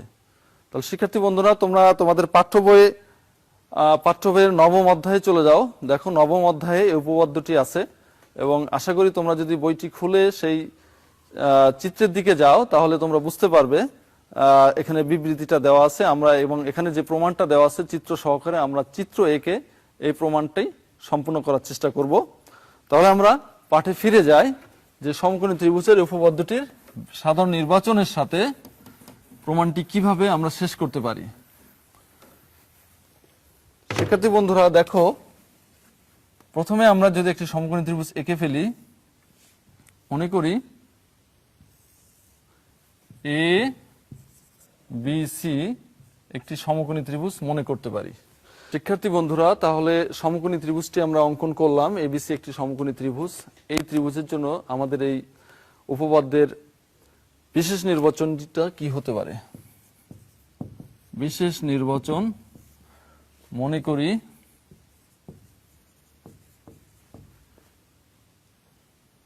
এবিসি একটি সমকোণী ত্রিভুজ, অর্থাৎ কোণ এবিসি ইকুয়াল এক সমকোণ।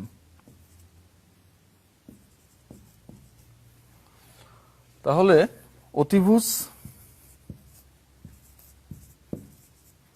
অতিভুজ এসি সমান সমান স্মল বি। আমরা তাহলে এই বাহুটাকে আগেই বি কোণের বিপরীত বাহু এসি, এটাকে আমরা স্মল বি সাইন দ্বারা প্রকাশ করলাম। ভূমি বিসি এটি হচ্ছে এ কোণের বিপরীত বাহু, এটাকে স্মল এ আকারে আমরা চিহ্নিত করতে পারি। এবং এবি বাহু হচ্ছে সি কোণের বিপরীত বাহু, এই জন্য এটাকে আমরা স্মল সি দ্বারা প্রকাশ করতে পারি।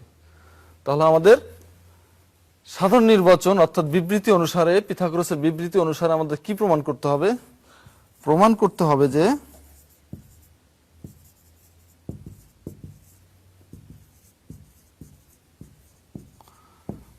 আমাদের বলা ছিল অতিভুজের উপর অঙ্কিত বর্গক্ষেত্র, অর্থাৎ এখানে অতিভুজ হচ্ছে এসি, তাহলে এসি স্কোয়ার সমান সমান অপর দুই বাহুর উপর অঙ্কিত বর্গক্ষেত্রের সমষ্টির সমান, অর্থাৎ A B square plus BC square, বা আমরা যে বাহুগুলোকে চিহ্নিত করছি বিভিন্ন প্রতীক দ্বারা, এসি মানে স্মল বি, এবি মানে স্মল সি অ্যান্ড বিসি মানে স্মল এ।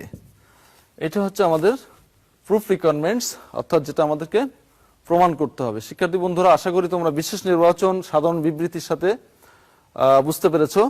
এখন আমাদের প্রমাণের জন্য একটু অঙ্কন করতে হবে আর কি। আমরা তাহলে এই অংশটুকু মুছে ফেলতে পারি। এখন আমি এই চিত্রের সাথে আরো কিছু অঙ্কন অ্যাডজাস্ট করতে চাই, অর্থাৎ প্রয়োজন আমাদের। তাহলে এখানে যে অংশটুকু এর সাথে অঙ্কন করতে হবে, তো আমরা লিখে ফেলি। অঙ্কনের বিষয়টা কি, এই বিসি বাহুকে একটি নির্দিষ্ট বিন্দু পর্যন্ত বর্ধিত করতে হবে এবং সেটা এসি বাহুর সমান দৈর্ঘ্য নিয়ে।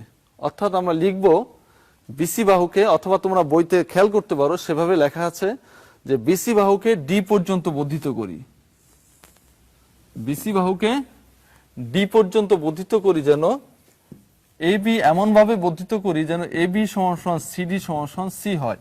শিক্ষার্থীরা ভালো করে খেয়াল করে দেখো যে আমরা বিসি বাহুকে বর্ধিত করতেছি কি পর্যন্ত, ডি বিন্দু পর্যন্ত, যেখানে এবি বাহুর দৈর্ঘ্য যতটুক ততটুক নিয়ে। তার মানে এবি সমান সমান সিডি সমান সমান স্মল সি, এই পয়েন্টটা খেয়াল করে দেখো।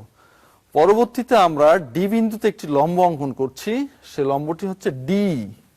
একটি লম্ব অঙ্কন করব ডিই, এই ডি লম্বটা বিসি বাহুর সমান, অর্থাৎ ডি সমান সমান বিসি সমান সমান এ। অর্থাৎ স্পষ্টভাবে আমাদের এটা বোঝা যাচ্ছে যে এই ডি অংশটির দৈর্ঘ্য এবিসি ত্রিভুজের বিসি বাহুর দৈর্ঘ্যের সমান, অর্থাৎ স্মল এর সমান। এখন আমাদের সি কমা ই যোগ করি, সংযোগ করি। সির সাথে ই বিন্দু সংযোগ করতে বলা হচ্ছে এবং এ কমা ই অর্থাৎ এ বিন্দুর সাথে ই বিন্দু সংযোগ করতে বলা হচ্ছে। তাহলে এখানে ডি বিডি বাহুর উপর লম্ব। তাহলে আমরা যদি আবার চিত্রের বর্ণনাতে একটু আসি, দেখো তোমাদের পাঠ্য বইতে দেওয়া আছে বিসি বাহুকে ডি পর্যন্ত বর্ধিত করি যেন এবি সমান সমান সিডি সমান সমান সি হয়। অর্থাৎ এই এবি বাহুটির দৈর্ঘ্য এই নতুন করে যে সিডি বাহুটি তৈরি হলো তার সমান হবে, সিডি বাহুটা এবি বাহুর সমান হবে, অর্থাৎ এবি মানে স্মল সি, একইভাবে সিডি মানে স্মল সি। এবং পরবর্তীতে ডি বিন্দুতে লম্ব অঙ্কন করা হয়েছে, ডি বিন্দুতে সিডি বাহুর উপর ডি পরিমাণ লম্ব অঙ্কন করা হয়েছে এবং ডিটা হচ্ছে এবিসি ত্রিভুজের বিসি বাহুর সমান দৈর্ঘ্যের সমান, অর্থাৎ ডি সমান সমান স্মল এ। এখন এ কমা ই সংযোগ করি এবং সি কমা ই সংযোগ করি। আশা করি শিক্ষার্থী বন্ধুরা তোমরা চিত্রের বিবরণ বা অঙ্কন অংশটুকু বুঝতে পেরেছো। এখন আমরা প্রমাণে যাব। তোমরা বইতে দেখবা প্রমাণকে দুটো অংশে ভাগ করে লিখছে, এক পাশে ধাপ আর এক পাশে বিশ্লেষণ বা যথার্থতা। তোমরা সেভাবেও লিখতে পারো অথবা সহজভাবে সোজাসুজি লিখতে পারো। প্রয়োজনে যে সমস্ত বিষয় ইনফরমেশন লাগে সেগুলো তোমরা সাইড নোট আকারে লিখতে পারো। আমার এই মুহূর্তে প্রথম যে উদ্দেশ্য, এই দুটি ত্রিভুজকে সর্বসম প্রমাণ করা, এবং সর্বসম করার জন্য আমাদের যথেষ্ট ইনফরমেশন এই দুইটা ত্রিভুজে আছে। অর্থাৎ এখানে এবিসি ত্রিভুজটি সমকোণী ত্রিভুজ এবং সিডি ত্রিভুজটি সমকোণী ত্রিভুজ। এবং দেখো শিক্ষার্থীরা, এবি বাহুর দৈর্ঘ্য আর সিডি বাহুর দৈর্ঘ্য সমান, বিসি বাহুর দৈর্ঘ্য ডি বাহুর দৈর্ঘ্যের সমান, এবং এই দুটি বাহুর অন্তর্ভুক্ত কোণ এবং এই দুটি বাহুর অন্তর্ভুক্ত কোণ উভয় এক সমকোণ। তাহলে কি দেখা যাচ্ছে, বাহু বাহু বাহু কোণ বাহু অথবা বাহু বাহু কোণ উপপাদ্য অনুসারে এই দুটি ত্রিভুজ সর্বসম হচ্ছে। তাহলে আমরা কম্পেয়ারে আসি, ত্রিভুজ এ বি সি ও ত্রিভুজ সিডিই উভয় ত্রিভুজ কিন্তু সমকোণী ত্রিভুজ। আচ্ছা, তাহলে এখানে আমরা কি পাচ্ছি, এবি বাহু সমান সমান সিডি বাহু সমান সমান স্মল সি। ক্লিয়ার? আবার দেখো, বিসি বাহু সমান ডি বাহু সমান সমান স্মল এ, এবং অন্তর্ভুক্ত কোণ এ বি সি সমান অন্তর্ভুক্ত কোণ ইডিসি সমান সমান এক সমকোণ। আমরা আগের থেকে সেটা জানি, সেভাবে চিত্র আঁকা হয়েছে। তাহলে কি দেখা যাচ্ছে, দুটি ত্রিভুজ কম্পেয়ার করে আমরা কি কি পাচ্ছি, দুটি বাহু এবং তাদের অন্তর্ভুক্ত কোণ পরস্পর সমান এবং কোণ দুটি আগের থেকে আমরা জানি দুটি কোণই এক সমকোণ, তাহলে কি বাহু বাহু কোণ উপপাদ্য অনুসারে এই দুটি ত্রিভুজ সর্বসম, অর্থাৎ কি পাওয়া যাচ্ছে, ত্রিভুজ এ বি সি সর্বসম ত্রিভুজ ডিইসি। তাহলে সর্বসম হওয়ার কারণে এখন যে তৃতীয় বাহুটি আছে, এখানকার এবিসি ত্রিভুজের তৃতীয় বাহু হচ্ছে এসি, তাহলে এসি বাহুটা এই ত্রিভুজের তৃতীয় বাহু সি বাহুর সমান হচ্ছে। আর কি সমান হতে পারে, তাহলে এই বাহুটার নাম বি বাহু, কারণ এই বাহুটা যেহেতু এসি এবং তার নাম ছিল বি, সেই হিসাবে এই বাহুটাও বি হবে। এবং খেয়াল করে দেখো, বি বাহু এবং সি বাহুর অন্তর্ভুক্ত কোণ হচ্ছে বিএসি। বিএসি এই কোণটি ইসিডি এই কোণের সমান হবে, কোণ ইসিডি এর সমান। তাহলে আমরা কি বলতে পারি, এই ত্রিভুজ আর এই ত্রিভুজ সর্বসম হওয়ার কারণে আমরা নতুন করে যে বিষয়টি পেয়ে গেলাম, এসি বাহুটি এই সি বাহুর সমান হচ্ছে, এবং এখানে যে কোণটি তৈরি করতেছে বি বাহু এবং সি বাহু, তার অন্তর্ভুক্ত কোণ কোণটি বিএসি। আর একইভাবে এখানে দেখো বি বাহু এবং সি বাহুর অন্তর্ভুক্ত কোণ ইসিডি সমান লিখতে পাচ্ছি, অর্থাৎ এই ইনফরমেশনটা আমরা পেয়ে গেলাম। এখন দেখো এবি বাহুটি কার পরে লম্ব, এবি বাহুটি বিডি বাহুর উপরে লম্ব, স্পষ্টভাবে আমরা সেটা বুঝতে পারছি। এবং ডি বাহুটা কোন বাহুর উপর লম্ব, এটিও কিন্তু বিডি বাহুর উপরে লম্ব। তাহলে এখানে আমরা একটা বিষয় জানি, যদি কোনো একটি নির্দিষ্ট রেখার পরে ভিন্ন ভিন্ন বিন্দুতে দুটি রেখা যদি লম্ব হয়, তাহলে এই লম্ব রেখা দুটি নিজেরা কি হবে, নিজেরা সমান্তরাল হবে। তাহলে এখানে এই চিত্রে এবি বাহুটি বিডি বাহুর উপর লম্ব, একইভাবে ডি বাহুটি বিডি বাহুর উপর লম্ব। এজন্য আমরা এই লম্ব বাহু দুটি নিজেরা কি হবে, এবি সমান্তরাল ডি হবে, এবি বাহুটি ডি বাহুর সাথে সমান্তরাল হবে। এবং আরেকটি বিষয় দেখো, এবি বাহু ডি বাহুর সাথে আনইকুয়াল, সমান নয়। এবি বাহুর দৈর্ঘ্য ডি বাহুর সাথে সমান দৈর্ঘ্য নয়। তাহলে এটা একটা নির্দিষ্ট প্রকার চতুর্ভুজ। এটা কি চতুর্ভুজ হবে শিক্ষার্থী বন্ধুরা, তোমরা নিশ্চয় জানো, এটা হবে ট্রাপিজিয়াম। সুতরাং চতুর্ভুজ এ বি ডি ই একটি ট্রাপিজিয়াম। ট্রাপিজিয়ামের ক্ষেত্রফল কি সেটা জানতে হবে। তাহলে শিক্ষার্থীরা, যেহেতু এ বি ডি একটি ট্রাপিজিয়াম হচ্ছে,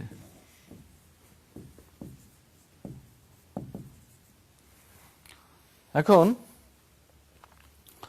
শিক্ষার্থীরা দেখো, এখানে ত্রিভুজ এবিসির ক্ষেত্রে এই কোণটি 90 ডিগ্রি, তাহলে বাকি দুটি কোণের সমষ্টি কি হবে, 90 ডিগ্রি হবে।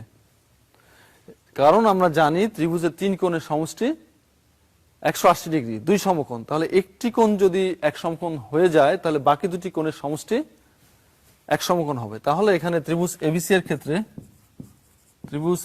এর ক্ষেত্রে আমরা যেটা দেখতে পাচ্ছি, কোণ বিএসি যোগ কোণ এসিবি সমান সমান কি লিখতে পারি, এই কোণটা কোন কোণের সমান, এই কোণটা ইসিডি কোণের সমান, যেটা আমরা সর্বসম করার পরে আমরা বুঝতে পেরেছি।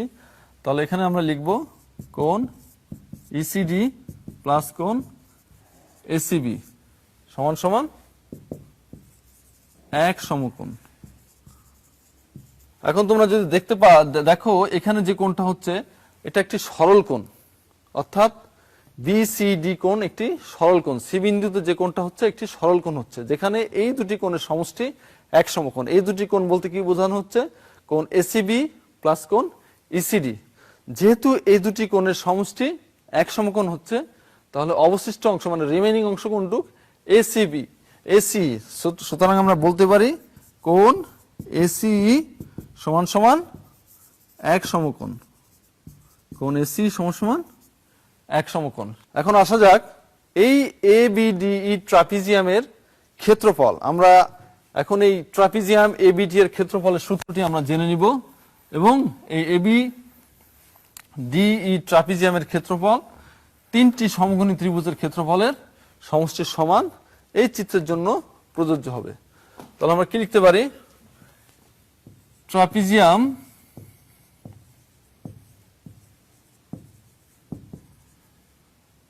এ বি ডি ই এর ক্ষেত্রফল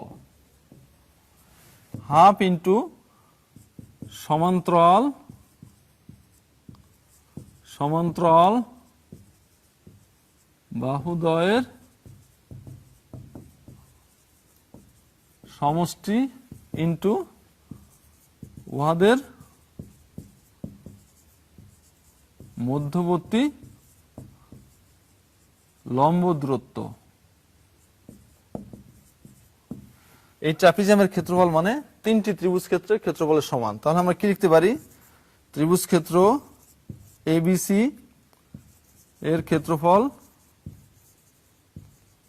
প্লাস ত্রিভুজ ক্ষেত্র এসি এর ক্ষেত্রফল প্লাস ত্রিভুজ ক্ষেত্র সিডি এর ক্ষেত্রফল। তাহলে আমরা এর পরের লাইন কি লিখতে পারি? হাফ সমান্তরাল বাহুদ্বয় কি? একটি বাহু হচ্ছে এবি প্লাস আরেকটি বাহু হচ্ছে ডি বাহু, আর এদের মধ্যবর্তী লম্ব দূরত্ব হচ্ছে বিডি সমান সমান ত্রিভুজ ক্ষেত্র এবিসি। প্রথম ত্রিভুজ ক্ষেত্র এবিসি আমরা জানি ত্রিভুজ ক্ষেত্রের ক্ষেত্রফলের সূত্র হাফ ইন্টু ভূমি ইন্টু উচ্চতা। তাহলে এই ত্রিভুজ ক্ষেত্রের জন্য ভূমি এ, উচ্চতা সি। পরবর্তী ত্রিভুজ ক্ষেত্রের জন্য অর্থাৎ ত্রিভুজ ক্ষেত্র এসির জন্য হাফ ইন্টু বি স্কোয়ার, এবং শেষ ত্রিভুজের জন্য হাফ ইন্টু এসি। এটা হচ্ছে ত্রিভুজ ক্ষেত্রের ক্ষেত্রফল, তিনটি ত্রিভুজ ক্ষেত্রের ক্ষেত্রফলের সমষ্টি। এখন এখানে দেখো শিক্ষার্থীরা, এবি বাহু মানে স্মল সি প্লাস ডি মানে স্মল এ লিখতে পারি আমরা, এবং বিডি বাহুকে আমরা দুটি অংশে বিভক্ত করতে পারি, বিসি প্লাস সিডি লিখতে পারি, বিসি প্লাস সিডি। এখানে যা আছে তাই সেভাবে রেখে দিলাম, half AC plus half B square plus half AC. পরবর্তীতে আমরা আবার সি প্লাস এ, শিক্ষার্থীরা এখানে দেখো বিসি মানে স্মল এ আর সিডি মানে স্মল সি, আর এখান থেকে যদি আমরা হাফ কমন নেই, প্রতি জায়গায় হাফ আছে, এরকম একটা রেজাল্ট পাই। বোথ সাইড থেকে আমরা হাফ অংশটাকে হাফ সংখ্যা ডিভাইড করে সরিয়ে দিতে পারি। তাহলে পরবর্তী অংশ কি হয়? A plus C whole square, এখানে আছে AC plus B square plus AC. পরবর্তী line A square plus twice AC plus C square, এখানে হচ্ছে twice AC plus B square. উভয় পক্ষ থেকে যদি টোয়াইস এসি অমিট হয়ে যায়, তার মানে ফলাফলটা কি হচ্ছে? A square plus C square equal B square. অর্থাৎ আমাদের প্রুফ রিকোয়ারমেন্টসটা কমপ্লিট হয়। এখানে বি হচ্ছে অতিভুজ, সমকোণী ত্রিভুজের অতিভুজ স্কোয়ার সমান সমান এ ছিল ভূমি স্কোয়ার প্লাস এবি ছিল লম্ব স্কোয়ার, অর্থাৎ সমকোণী ত্রিভুজের অতিভুজের বর্গ অথবা অতিভুজের উপর অঙ্কিত বর্গক্ষেত্রের ক্ষেত্রফল অপর দুটি বাহুর উপর অঙ্কিত বর্গক্ষেত্রের ক্ষেত্রফলের সমান। আশা করি শিক্ষার্থী বন্ধুরা তোমরা এই উপপাদ্যটি খুব ভালো মতো বুঝতে পেরেছ। তোমরা বাসায় বারবার চেষ্টা করবে, লেখার চেষ্টা করবে, বোঝার চেষ্টা করবে। আশা করি তোমরা এটা ভালোভাবে প্রস্তুতি নিতে পারবে। শিক্ষার্থী বন্ধুরা, আজকের আলোচনার সাপেক্ষে একটি সৃজনশীল প্রশ্ন প্রদান করা হলো, যেটা তোমাদের বইতেও আছে। অর্থাৎ এখানে দেখতে পাচ্ছ যে একটি চতুর্ভুজ পিকিউএসটি, এই চতুর্ভুজটি জন্য প্রথমে প্রশ্ন করা হয়েছে চিত্রে পিকিউএসটি কোন প্রকার চতুর্ভুজ, তোমার সপক্ষে যুক্তি প্রদান করতে বলা হচ্ছে। দ্বিতীয় প্রশ্নটি হচ্ছে ত্রিভুজ পিআরটি একটি সমকোণী ত্রিভুজ, এটাকে প্রমাণ করতে বলা হচ্ছে। এবং তৃতীয় প্রশ্ন হচ্ছে প্রমাণ করো যে PR square equal PQ square plus QR square. তোমরা ভালোভাবে বাসায় এই সৃজনশীল প্রশ্নটি করার চেষ্টা করবে এবং আশা করি তোমরা এটা করতে পারবে।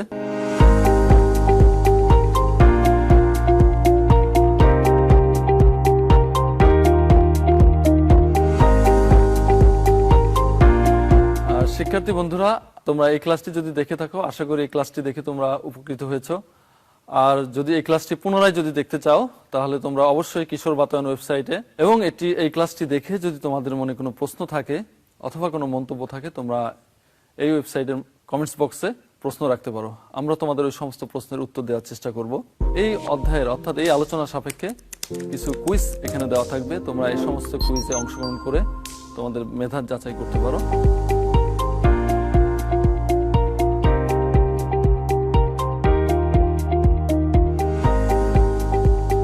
এ পর্যায়ে তোমাদেরকে তোমাদের সুস্বাস্থ্য এবং তোমাদের শুভকামনা করে আজকে এ পর্যন্ত শেষ করছি। ধন্যবাদ সবাইকে।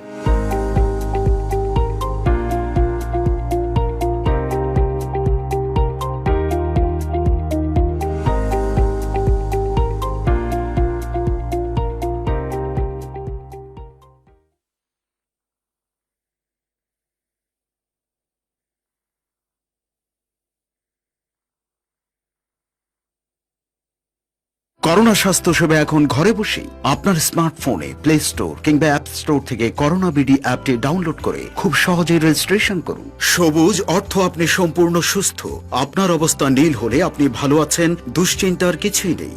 হলুদ হলে আপনি সাবধানে থাকুন, ঘরে থাকুন। আপনার অবস্থা লাল দেখালে 16263 নম্বর বা হটলাইনগুলোতে ডাক্তারের সাথে যোগাযোগ করুন এখনই। প্রয়োজনে আমরা পৌঁছে যাব আপনার কাছে। ঝুঁকি এড়াতে করোনা বিডি মোবাইল অ্যাপ ব্যবহার করুন। জনস্বার্থে স্বাস্থ্য অধিদপ্তর।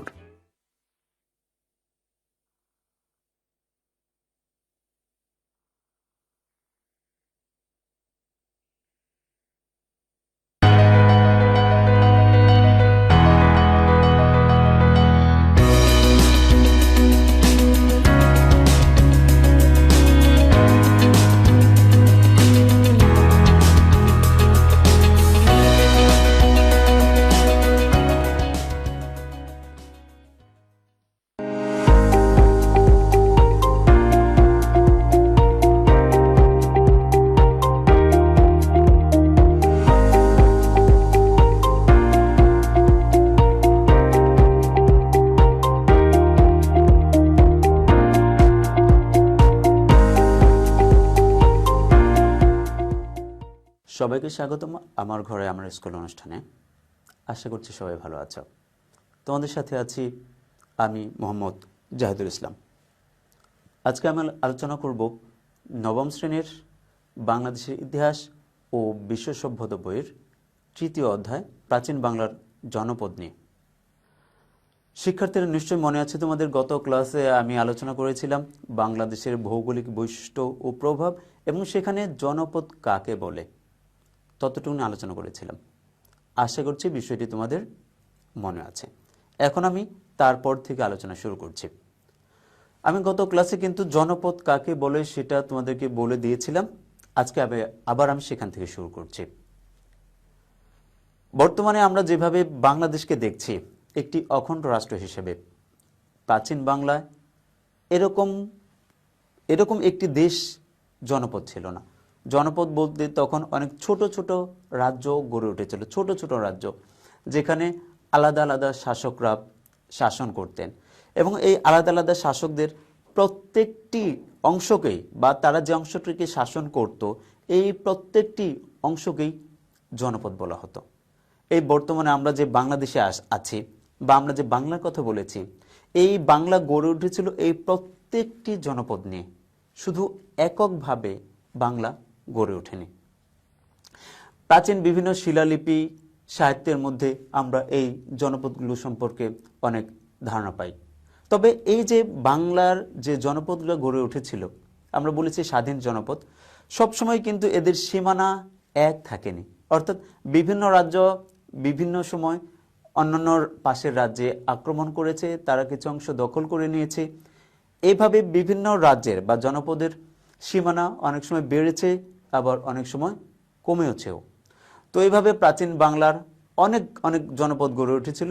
ঐতিহাসিকদের ধারণা প্রাচীন বাংলায় এরকম প্রায় 16টি জনপদ গড়ে উঠেছিল।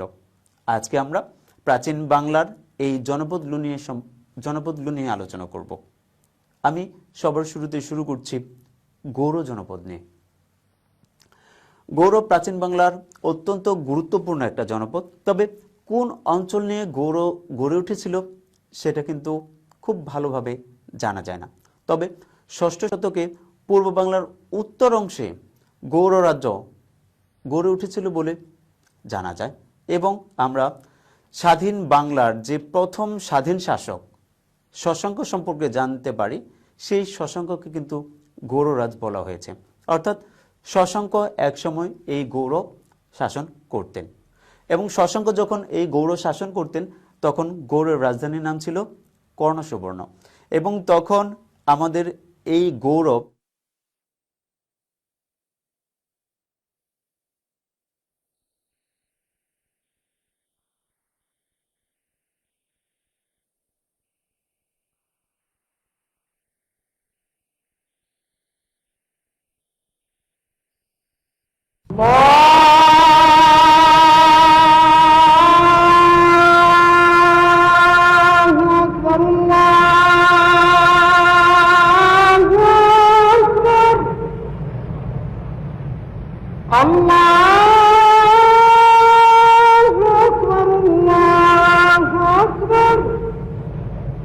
أشهد أن لا إله إلا الله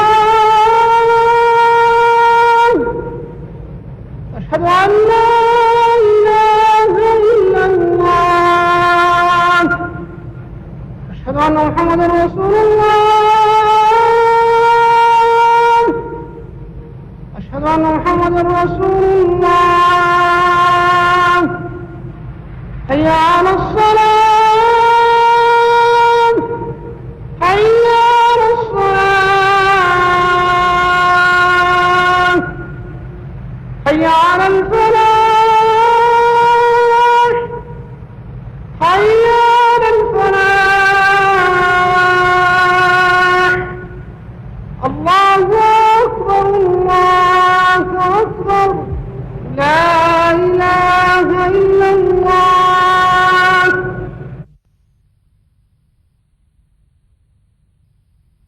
اللهم رب هذه الدعوة التامة والصلاة القائمة آت محمدا الوسيلة والفضيلة والدرجة الرفيعة وابعثه مقاما محمودا الذي وعدته إنك لا تخلف الميعاد। হে আল্লাহ, এই পরিপূর্ণ আহ্বান ও শাশ্বত নামাজের তুমি প্রভু। হযরত মুহাম্মদ সাল্লাল্লাহু আলাইহি ওয়াসাল্লামকে দান করো বেহেশতের সর্বোচ্চ সম্মানিত স্থান এবং সুমহান মর্যাদা, আর তাকে অধিষ্ঠিত করো শ্রেষ্ঠতম প্রশংসিত স্থানে, যার প্রতিশ্রুতি তুমি তাকে দিয়েছ। নিশ্চয়ই তুমি প্রতিশ্রুতির ব্যতিক্রম করো না।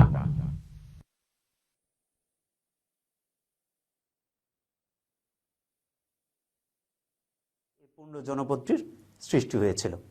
আর এই পুণ্ড যে জনপদটি গড়ে উঠেছিল, এর রাজধানীর নাম ছিল তখন পুণ্ডনগর। এই পুণ্ডনগর রাজধানীটা তখন খুবই সমৃদ্ধশালী একটা জায়গা ছিল। পরবর্তীতে এর নাম কিন্তু হয়েছিল মহাস্থানগড়। মহাস্থানগড় প্রাচীন পুণ্ডনগরের ধ্বংসাবশেষ বলেই পণ্ডিতরা মনে করেন। তারা মনে করেন মহাস্থানগড় আমরা এখন যেটা দেখছি, এটা ওই পুণ্ডনগরের বা এই পুণ্ডের ধ্বংসাবশেষ। প্রাচীন সভ্যতার নিদর্শনের দিক দিয়ে পুণ্ড ছিল বাংলার সবচেয়ে সমৃদ্ধ জনপদ, এটা আমি আগেও বলেছি। এই পুণ্ড জনপদের অনেক ইতিহাস বা অনেক গুরুত্ব আসলে রয়েছে। যেমন আমরা দেখি প্রাচীন বাংলা আমাদের যে একটা লিপি পাই, যেটাকে আমরা বলছি ব্রাহ্মী লিপি, সেই ব্রাহ্মী লিপিটা কিন্তু এই পুণ্ডেই পাওয়া গেছে। এবং এই লিপি হচ্ছে প্রাচীন বাংলার সবচেয়ে পুরাতন লিপি, এবং এই লিপির মধ্যে অনেক গুরুত্বপূর্ণ ইনফরমেশন রয়েছে। এজন্য এই পুণ্ড জনপদটিও আমাদের ইতিহাসের অত্যন্ত গুরুত্বপূর্ণ একটি জনপদ।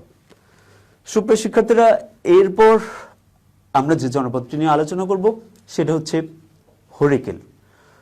সপ্তম শতকের লেখকরা এই হরিকেল নামে একটি জনপদের বর্ণনা দিয়েছেন। কিন্তু হরিকেল জনপদটা কোন কোন অঞ্চল নিয়ে গড়ে উঠেছিল সে সম্পর্কে ঠিক সঠিক তথ্যটা অর্থাৎ অ্যাকুরেট কোনো তথ্য আমরা পাই না, তবে এ ব্যাপারে দুইটি মতামত পাওয়া যায়। অনেক ঐতিহাসিক মনে করেন বাংলাদেশের পূর্বে অর্থাৎ সিলেটে এই হরিকেল জনপদটি গড়ে উঠেছিল, আবার অনেকে মনে করেন বাংলাদেশের এই দক্ষিণ পূর্ব অর্থাৎ চট্টগ্রাম অঞ্চলে হরিকেল জনপদ গড়ে উঠেছিল। তবে ঐতিহাসিকরা ফাইনালি এই ব্যাপারে ঐকমত্য পোষণ করেছেন যে সিলেট এবং চট্টগ্রাম মিলেই এই হরিকেল জনপদ গড়ে উঠেছিল। তবে এর মাঝখানে হয়তো বা বঙ্গ বা সমতট জনপদ ছিল, এরপরেও চট্টগ্রাম এবং সিলেট এই দুইটা অঞ্চল মিলেই হরিকেল জনপদটা গড়ে উঠেছিল এবং এই হরিকেল জনপদটাও প্রাচীন বাংলার অত্যন্ত গুরুত্বপূর্ণ একটি জনপদ ছিল। এরপর আমরা যে জনপদটি নিয়ে আলোচনা করব সেটি হচ্ছে সমতট। আমাদের বাংলার পূর্ব এবং দক্ষিণ পূর্ব দিকে আরেকটি জনপদের বর্ণনা পাওয়া যায়, সে জনপদটি হচ্ছে সমতট জনপদ। ঐতিহাসিকরা এই জনপদকে বঙ্গের প্রতিবেশী জনপদ বলে আখ্যায়িত করেছেন। কেউ কেউ মনে করেন এই যে সমতট জনপদ এটা হচ্ছে কুমিল্লার প্রাচীন নাম। গঙ্গা ভাগীরথীর পূর্ব তীর থেকে শুরু করে মেঘনার মোহনা পর্যন্ত সমুদ্র উপকূলবর্তী অঞ্চলকেই সম্ভবত এই সমতট জনপদ বলা হতো এবং এই সমতট যে জনপদটি এটা প্রাচীন বাংলার অত্যন্ত গুরুত্বপূর্ণ একটি জনপদ বলে মনে করা হয়। নোয়াখালী এবং কুমিল্লা এই দুইটা অঞ্চল মিলেই সমতট গড়ে উঠেছিল বলে অনেক ঐতিহাসিক মনে করেন। আমরা জানি কুমিল্লায় ময়নামতি একটি বৌদ্ধ সভ্যতার নিদর্শন। এই ময়নামতিতে যে শালবন বিহার এর সন্ধান আমরা পেয়েছি এটাও এই সমতট জনপদেরই অন্তর্ভুক্ত বলে ঐতিহাসিকরা মনে করেছেন। সুপ্রিয় শিক্ষার্থীরা, এরপরে আমরা আলোচনা করব বরেন্দ্র জনপদ নিয়ে। তোমরা দেখো বরেন্দ্র বা বরেন্দ্র নামে আরেকটি প্রাচীন জনপদের নাম পাওয়া যায়। এটি উত্তরবঙ্গের একটি জনপদ ছিল।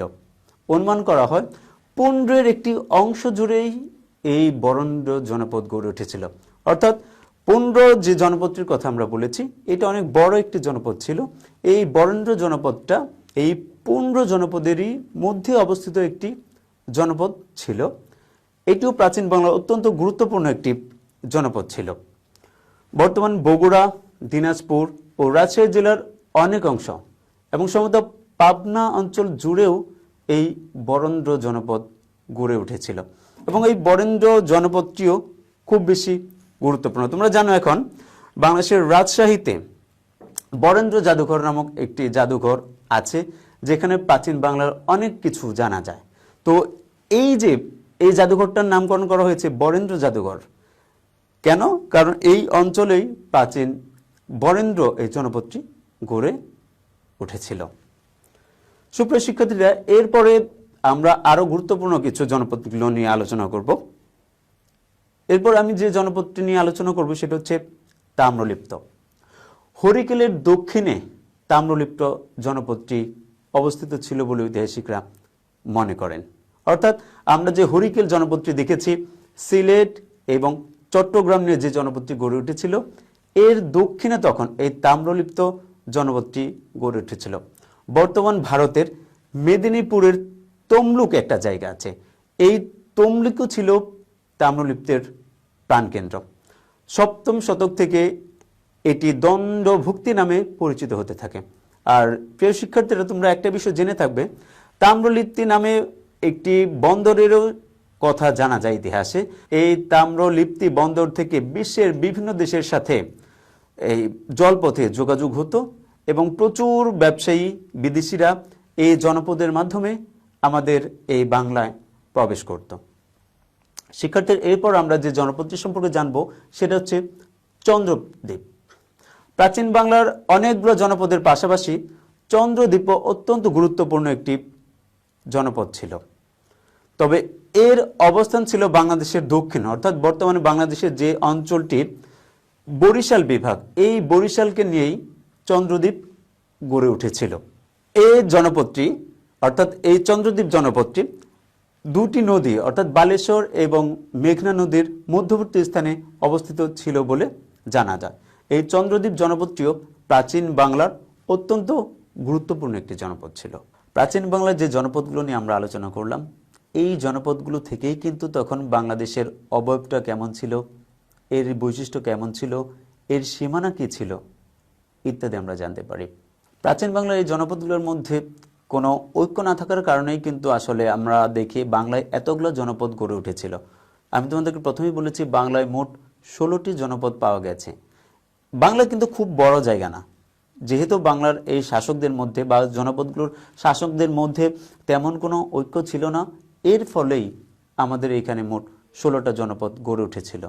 যদি ঐক্য থাকতো তাহলে কিন্তু এতগুলো জনপদ তখন নাও থাকতে পারতো, কিন্তু যেহেতু তখন বাংলা শাসকদের মধ্যে ঐক্য ছিল না বা জনপদগুলোর শাসকদের মধ্যে কোনো ঐক্য ছিল না, এজন্যই বাংলায় এতগুলা জনপদ গড়ে উঠেছিল। তো বন্ধুরা, আজকে আমরা কি কি আলোচনা করলাম নিশ্চয়ই তোমাদের মনে আছে। আমরা আজকে প্রাচীন বাংলার সবগুলো জনপদ নিয়ে আলোচনা করলাম। আমরা আলোচনা করেছি গৌড়, পুন্ড্র, বরেন্দ্র, হরিকেল, চন্দ্রদ্বীপ, সমতট ইত্যাদি জনপদগুলো নিয়ে। তোমরা জানো এই জনপদগুলো বাংলার অত্যন্ত গুরুত্বপূর্ণ কিছু জনপদ ছিল, এবং আমরা যদি আমাদের প্রাচীন ইতিহাসকে জানতে চাই, আমাদের দেশের সীমানা দেখতে চাই, তাহলে আমাদেরকে অবশ্যই এই জনপদগুলো সম্পর্কে জানতে হবে, জনপদগুলোর সীমানা দেখতে হবে, এবং আমরা কখন বা তখন কোন কোন অঞ্চলে বসবাস করেছি সেগুলো আমরা জানতে পারবো। তো এই জন্য আমরা যদি বাংলার ইতিহাসকে ভালোভাবে জানতে চাই, বাংলার ইতিহাসকে ভালোভাবে বুঝতে চাই, আমাদেরকে অবশ্যই প্রাচীন বাংলার এই জনপদগুলো সম্পর্কে ভালোভাবে জ্ঞান অর্জন করতে হবে, ভালোভাবে জানতে হবে।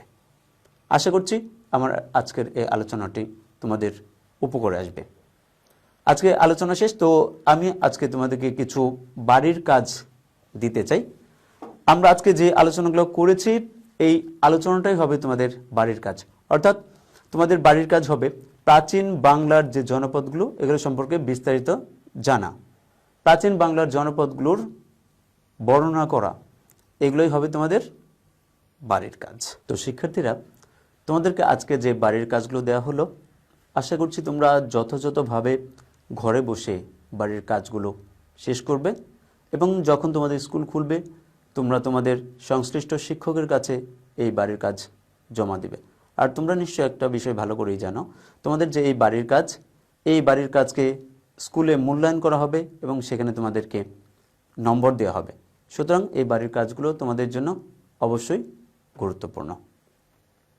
আর একটা ব্যাপার, তোমাদের যদি আমার ক্লাসটি ভালো লেগে থাকে বা তোমরা আবার দেখতে চাও, তাহলে তোমরা আমার ঘরে আমার স্কুল এর ফেসবুক পেজ এবং ইউটিউব চ্যানেলেও চোখ রেখে আমার এই ক্লাসটি তোমরা দেখতে পারো, অথবা তোমরা কিশোর বাতায়নেও আমার এই ক্লাসটি দেখতে পারো।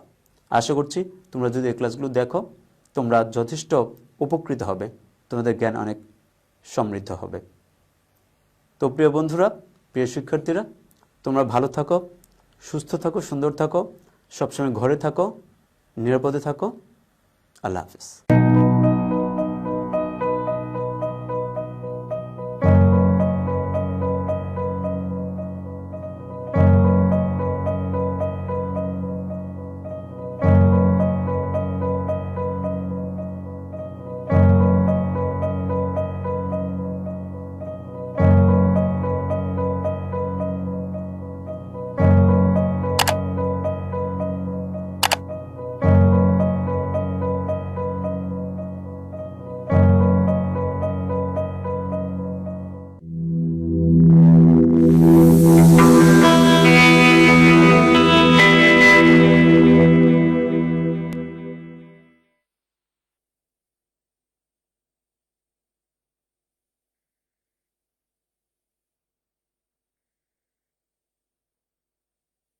করোনা স্বাস্থ্য সেবা এখন ঘরে বসেই আপনার স্মার্টফোনে প্লে স্টোর কিংবা অ্যাপ স্টোর থেকে করোনা বিডি অ্যাপটি ডাউনলোড করে খুব সহজেই রেজিস্ট্রেশন করুন। সবুজ অর্থ আপনি সম্পূর্ণ সুস্থ।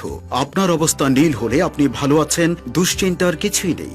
হলুদ হলে আপনি সাবধানে থাকুন, ঘরে থাকুন। আপনার অবস্থা লাল দেখালে 16263 নম্বর বা হটলাইনগুলোতে ডাক্তারের সাথে যোগাযোগ করুন এখনই। প্রয়োজনে আমরা পৌঁছে যাব আপনার কাছে। ঝুঁকি এড়াতে করোনা বিডি মোবাইল অ্যাপ ব্যবহার করুন। জনস্বার্থে স্বাস্থ্য অধিদপ্তর।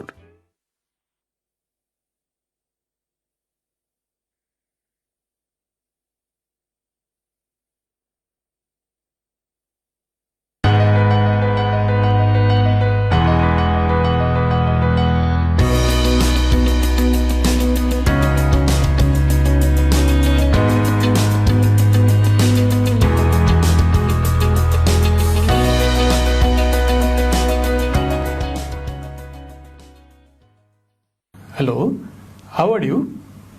I am Shubhendu Shekhar Chakraborty. I welcome you all to Amar Ghare Amar School program. Today I am going to take an English class of class 9 on your English for today. And our today's class will be on Unit 5, Lesson 3. The name of the lesson is Man and Climate. From today's lesson, we will come to know the following things. First, we will know greenhouse gases.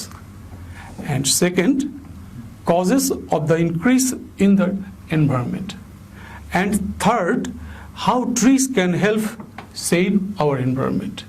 Okay, dear students, keep these things in your mind, and after the lesson, you will just ask yourself that whether you can just know the things. You have just been successful to know the things. We will see later. Now, let us start the lesson. First, in A, you can see discuss the following, discuss the questions in pairs. But it is not possible to discuss things in pairs because you are at your home. But at least we can just take these things in our mind and we can just think. First thing is, number one, can man influence the climate? If the answer is yes, explain how. So what do you think? Can we explain can we just in any way influence our climate? And then the second thing is, which human activities are responsible for increasing carbon dioxide in the atmosphere? So what we are doing that are contributing to the increase of carbon dioxide in the atmosphere? You continue thinking. And the third point is, how can trees help save our environment? We know that trees are a very important element of our environment. And do they help in any way to save our environment? Okay, we will come to know all these things by reading the lesson. So let's go and read the lesson first. Humans can neither change the sun's radiation nor the earth's orbit around the sun. So, dear students, you know that radiation is very powerful and dangerous ray that comes from the sun. And orbit is a curved path that is followed by any planet. So, the earth is moving around the sun. And this is the natural process. And the powerful rays are also coming from the sun. And this is also a natural process. So we can't change in any way this natural event, right? And then, but they can control the increase in the amount of greenhouse gases and its effect on the atmosphere. So the term has come, greenhouse gases. So do you have any idea, students, what is greenhouse gases? Yes, these are the harmful gases which are contributing to the increase of global temperature. And these gases include carbon dioxide, nitrous oxide, water vapor, then ozone, methane, etc. And these gases are increasing nowadays in large amount, and they are also creating a great effect. They are also increasing the global temperature. So let's see next. Only during the last 100 years, the carbon dioxide concentration has been raised alarmingly in the atmosphere. So concentration means a lot of something in one place. So what happened, you know, that in last 100 years, carbon dioxide has increased alarmingly in our atmosphere. And we humans can be held responsible for this. So now you can think that how we are just increasing this harmful gas in our atmosphere. In many, many ways. We are running our cars, we are running our industries, and all our cars, industries, brick fields, everything that just emit black smoke. And you know, this black smoke contains many harmful gases, but the major one, the most significant one, is carbon dioxide. Okay, let's see next. The main cause of the increase in carbon dioxide level in the atmosphere is the burning of fossil fuels. So what is fossil fuels? It's the natural fuels such as coal or gas or petroleum. And we are nowadays burning fossil fuel because without burning fossil fuel, we can't do anything. We can't run our car, we can't run our bus, we can't run our industries also. And burning fossil fuel means it will emit a lot of black smoke in the atmosphere.